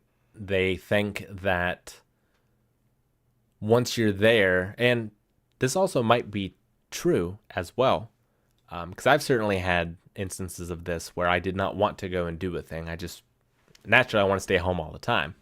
But there have been things that either myself pushing myself to do something or someone else pushing myself to do something, I am glad that I did and was uncomfortable, because I did have an amazing new experience, and that happens sometimes.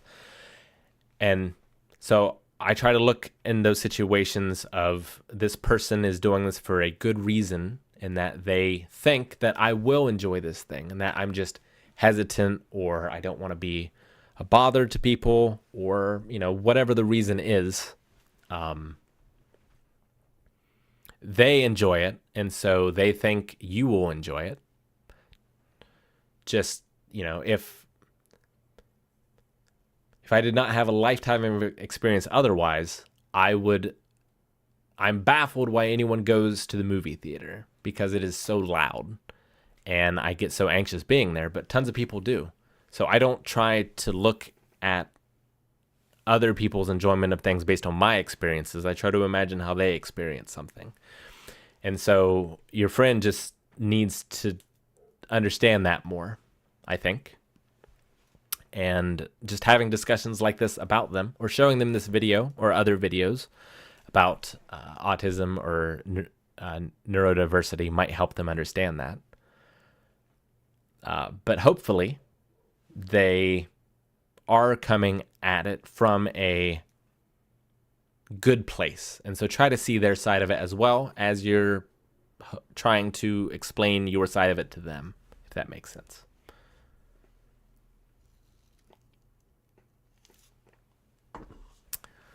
Yes, bars are so loud. Like, why play music that loud? Can you not hear it? Are you going deaf?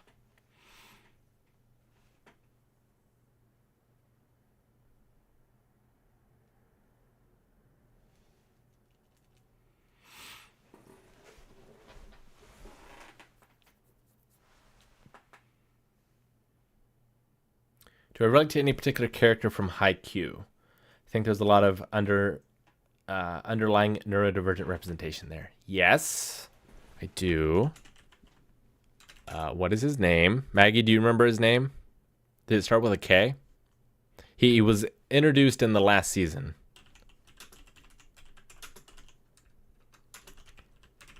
But names is something that I've always struggled with remembering.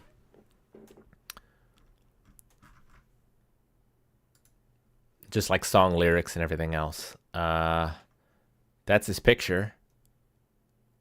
I think that's him. Number 1. If I see the name, I'll know it.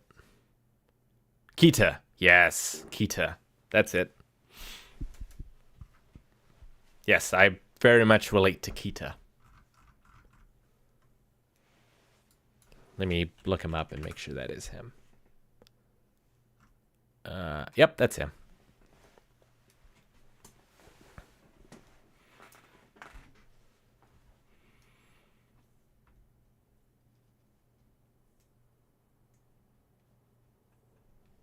Trying to think about the characters I related to. I always loved Sherlock Holmes growing up as a kid. I would read the original stories over and over again. I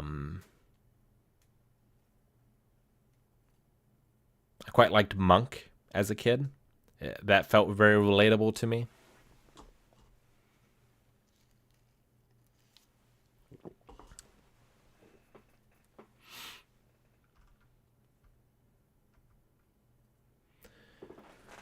You relate to Spider-Man? I could see that. I definitely had the feeling of like a hidden identity was something that I related to, where it was like I had this version of myself and I had the version of myself that everyone else got to see. So I could definitely see Spider-Man embodying that idea.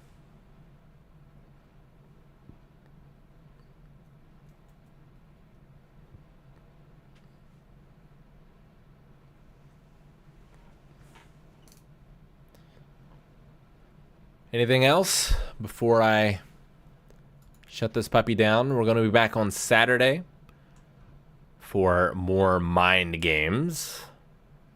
Also, this Saturday is the launch of the new Hint Hunt as well.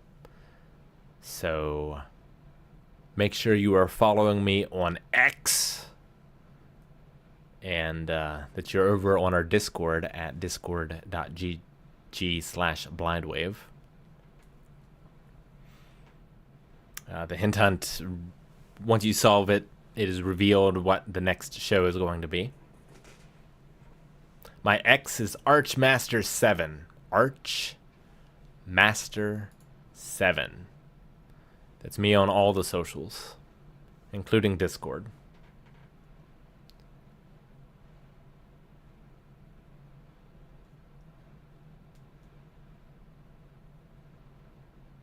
Yes, Adam. Twitter. I feel like it's not Twitter anymore, though. I feel like it's become X. It's almost unusable for me. It's gotten so bad. So now I'm happy calling it X rather than Twitter. Twitter was good and decent. X is just a nightmare. Yeah, Sexbot Utopia. But yeah, if you missed them, I have over on Roll with the Punches, I have the same kind of talks about anxiety and depression. Next week, hopefully I can squeeze Maggie in here. We can talk about ADHD.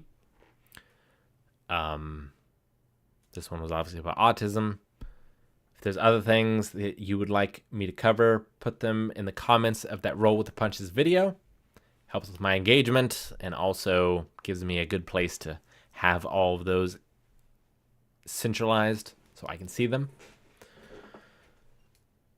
What else we got going on? Mind games coming Saturday. What am I playing? I'm playing video games that deal with mental health, such as Gris. I think I'm going to try Hellblade, the first one. It's been on my list for a long time. Never played it. Now the second one's coming out, so might check that out as well. I'm sure there will be some other ones as well, but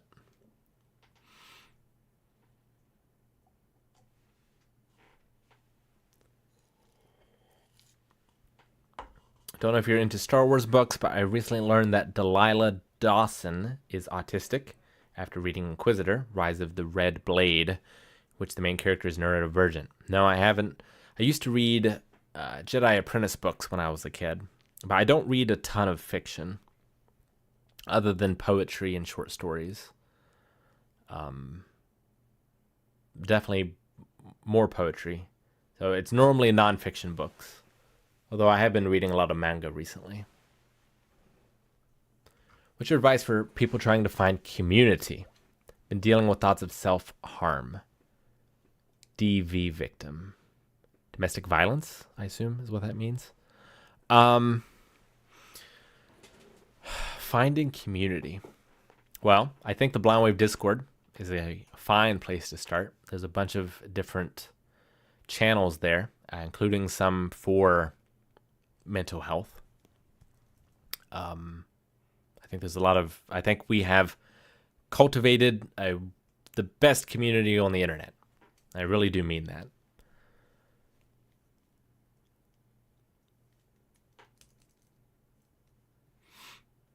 I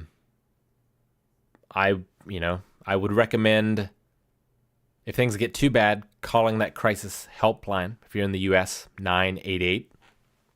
I think that's a wonderful tool. It's why we're raising money for it. I think therapy is important and useful. I think especially so for neurodivergent people, although you may want to look into getting a neurodivergent therapist. Getting a neurodivergent doctor is one of the best things that's ever happened to me. It's such a relief.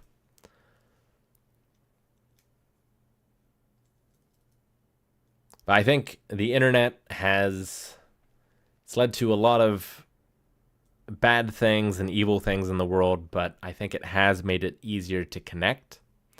And I'm sure that there are a ton of communities out there on Reddit and such for domestic violence victims.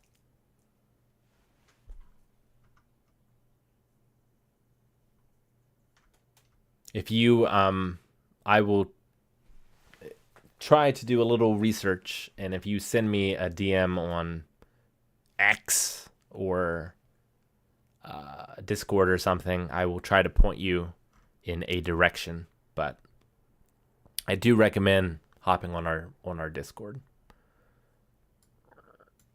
Do I think 24 to 25 is too old to start college? I don't think so. No. I would still be in college, I think. I just love that experience. I love learning things. I love the structured environment of it. I have often thought about going back and getting my master's, what that master's would be in.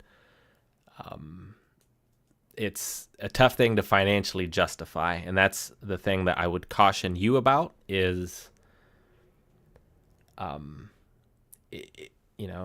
is it something that can be financially justified for you? Because it can be so expensive. And at least for me, college did not, open any opportunities for me that my skills did not already open. I knew how to do most of the things I worked in my field all throughout college. I taught myself to program at a young age because I wanted to make video games, and I worked as a programmer at the school, and that paid for my tuition. And once I graduated with my associates, I went to another college in order to do the same thing for my bachelor's. But I don't think any age is too old to start. And a lot of colleges, 24 to 25 is a tougher age because I think you have less access to some of the financial aid and stuff out there. But once you're young enough, you have access. And then once you get much older, a lot of other sort of access opens up to you as well. I wish there was more of that at all ages. When it comes to video game design, that's something that I've also worked in. I honestly don't think you need school for that. I certainly didn't. But I think that school can teach you that. It's like a structured environment for it. But I've always been good at learning things on my own, and not everyone is like that, and I try to understand that. But I don't think it's necessary.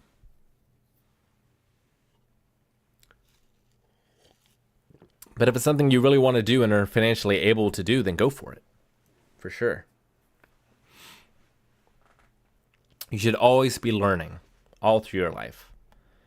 You don't necessarily need a structured environment like college in order to do that, but that is one way to do it, for sure.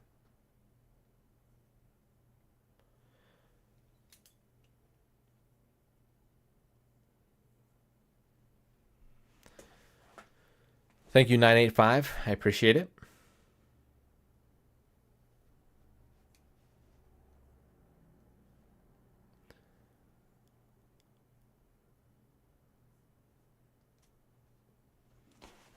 In some careers, you are locked out of largely if you don't have those degrees. Like certain jobs in education, you have to have certain things. Although I found, like, if they're desperate enough or if you're good enough, pretty much everyone will bend the rules. I only had a bachelor's, but they tried to offer me the entire department at one of the colleges that I went to.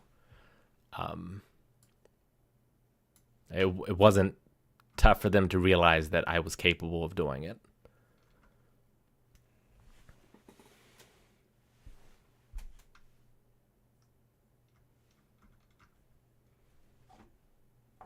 But not everyone gives you the opportunity, right? You got to get past that resume phase.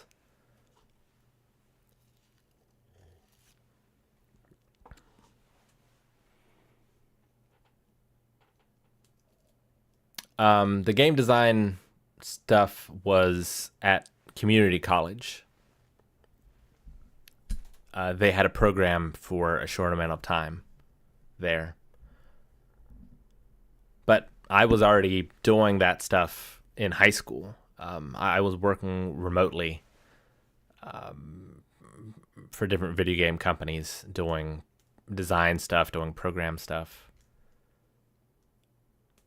And that was, in the early days of the internet for me, because I didn't have the internet growing up until I was older. Now it's even easier to learn stuff because of the internet, because of YouTube, and tools like Unity makes it much easier, I think, than it ever has before.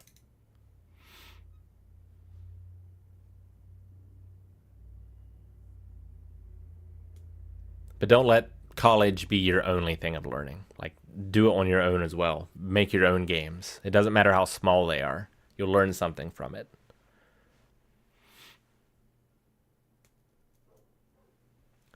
Yeah, I still do video game design stuff and board game design, just game design as like a hobby. You'll see it in some of the hint hunts, but other times I'll just sort of play around. working on one right now that you may see someday, maybe in the far off future. We will see. But I started with RPG Maker for the PS1, and then I transitioned to Game Maker. Once I got a computer, I downloaded it on the school computers and then brought it home on CD-ROMs, and then just kind of went from there.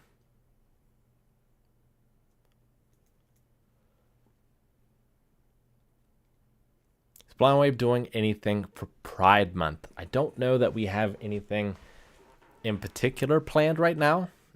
We are very bad about planning these sorts of things in the future. This mental health awareness stuff really only took concrete shape, I feel like, the week before the month happened. It's something we need to get better at and planning these things more long term.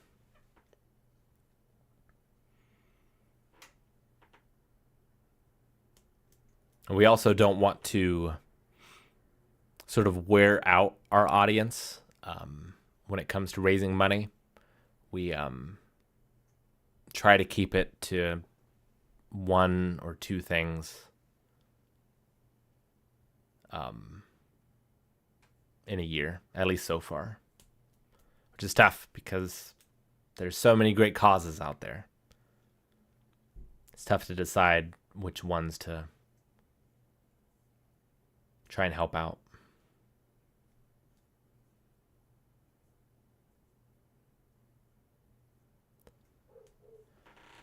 All right, well, I think that's going to be it for me today. Thank you so much for joining me.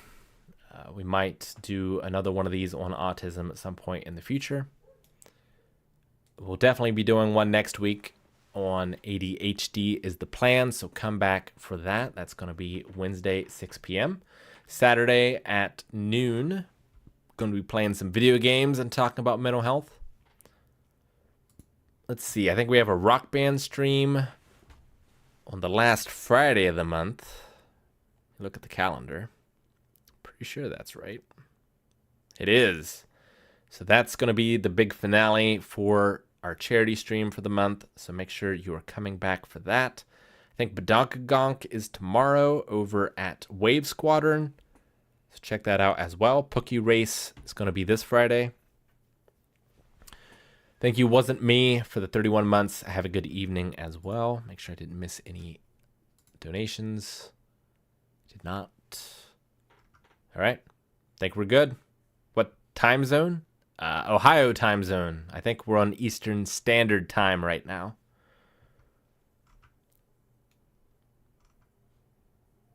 Love being artsy. Thanks for the sub. All these subs coming at the end. Yes, Blind Wave Standard Time, indeed. Yeah, we're located in southeastern Ohio.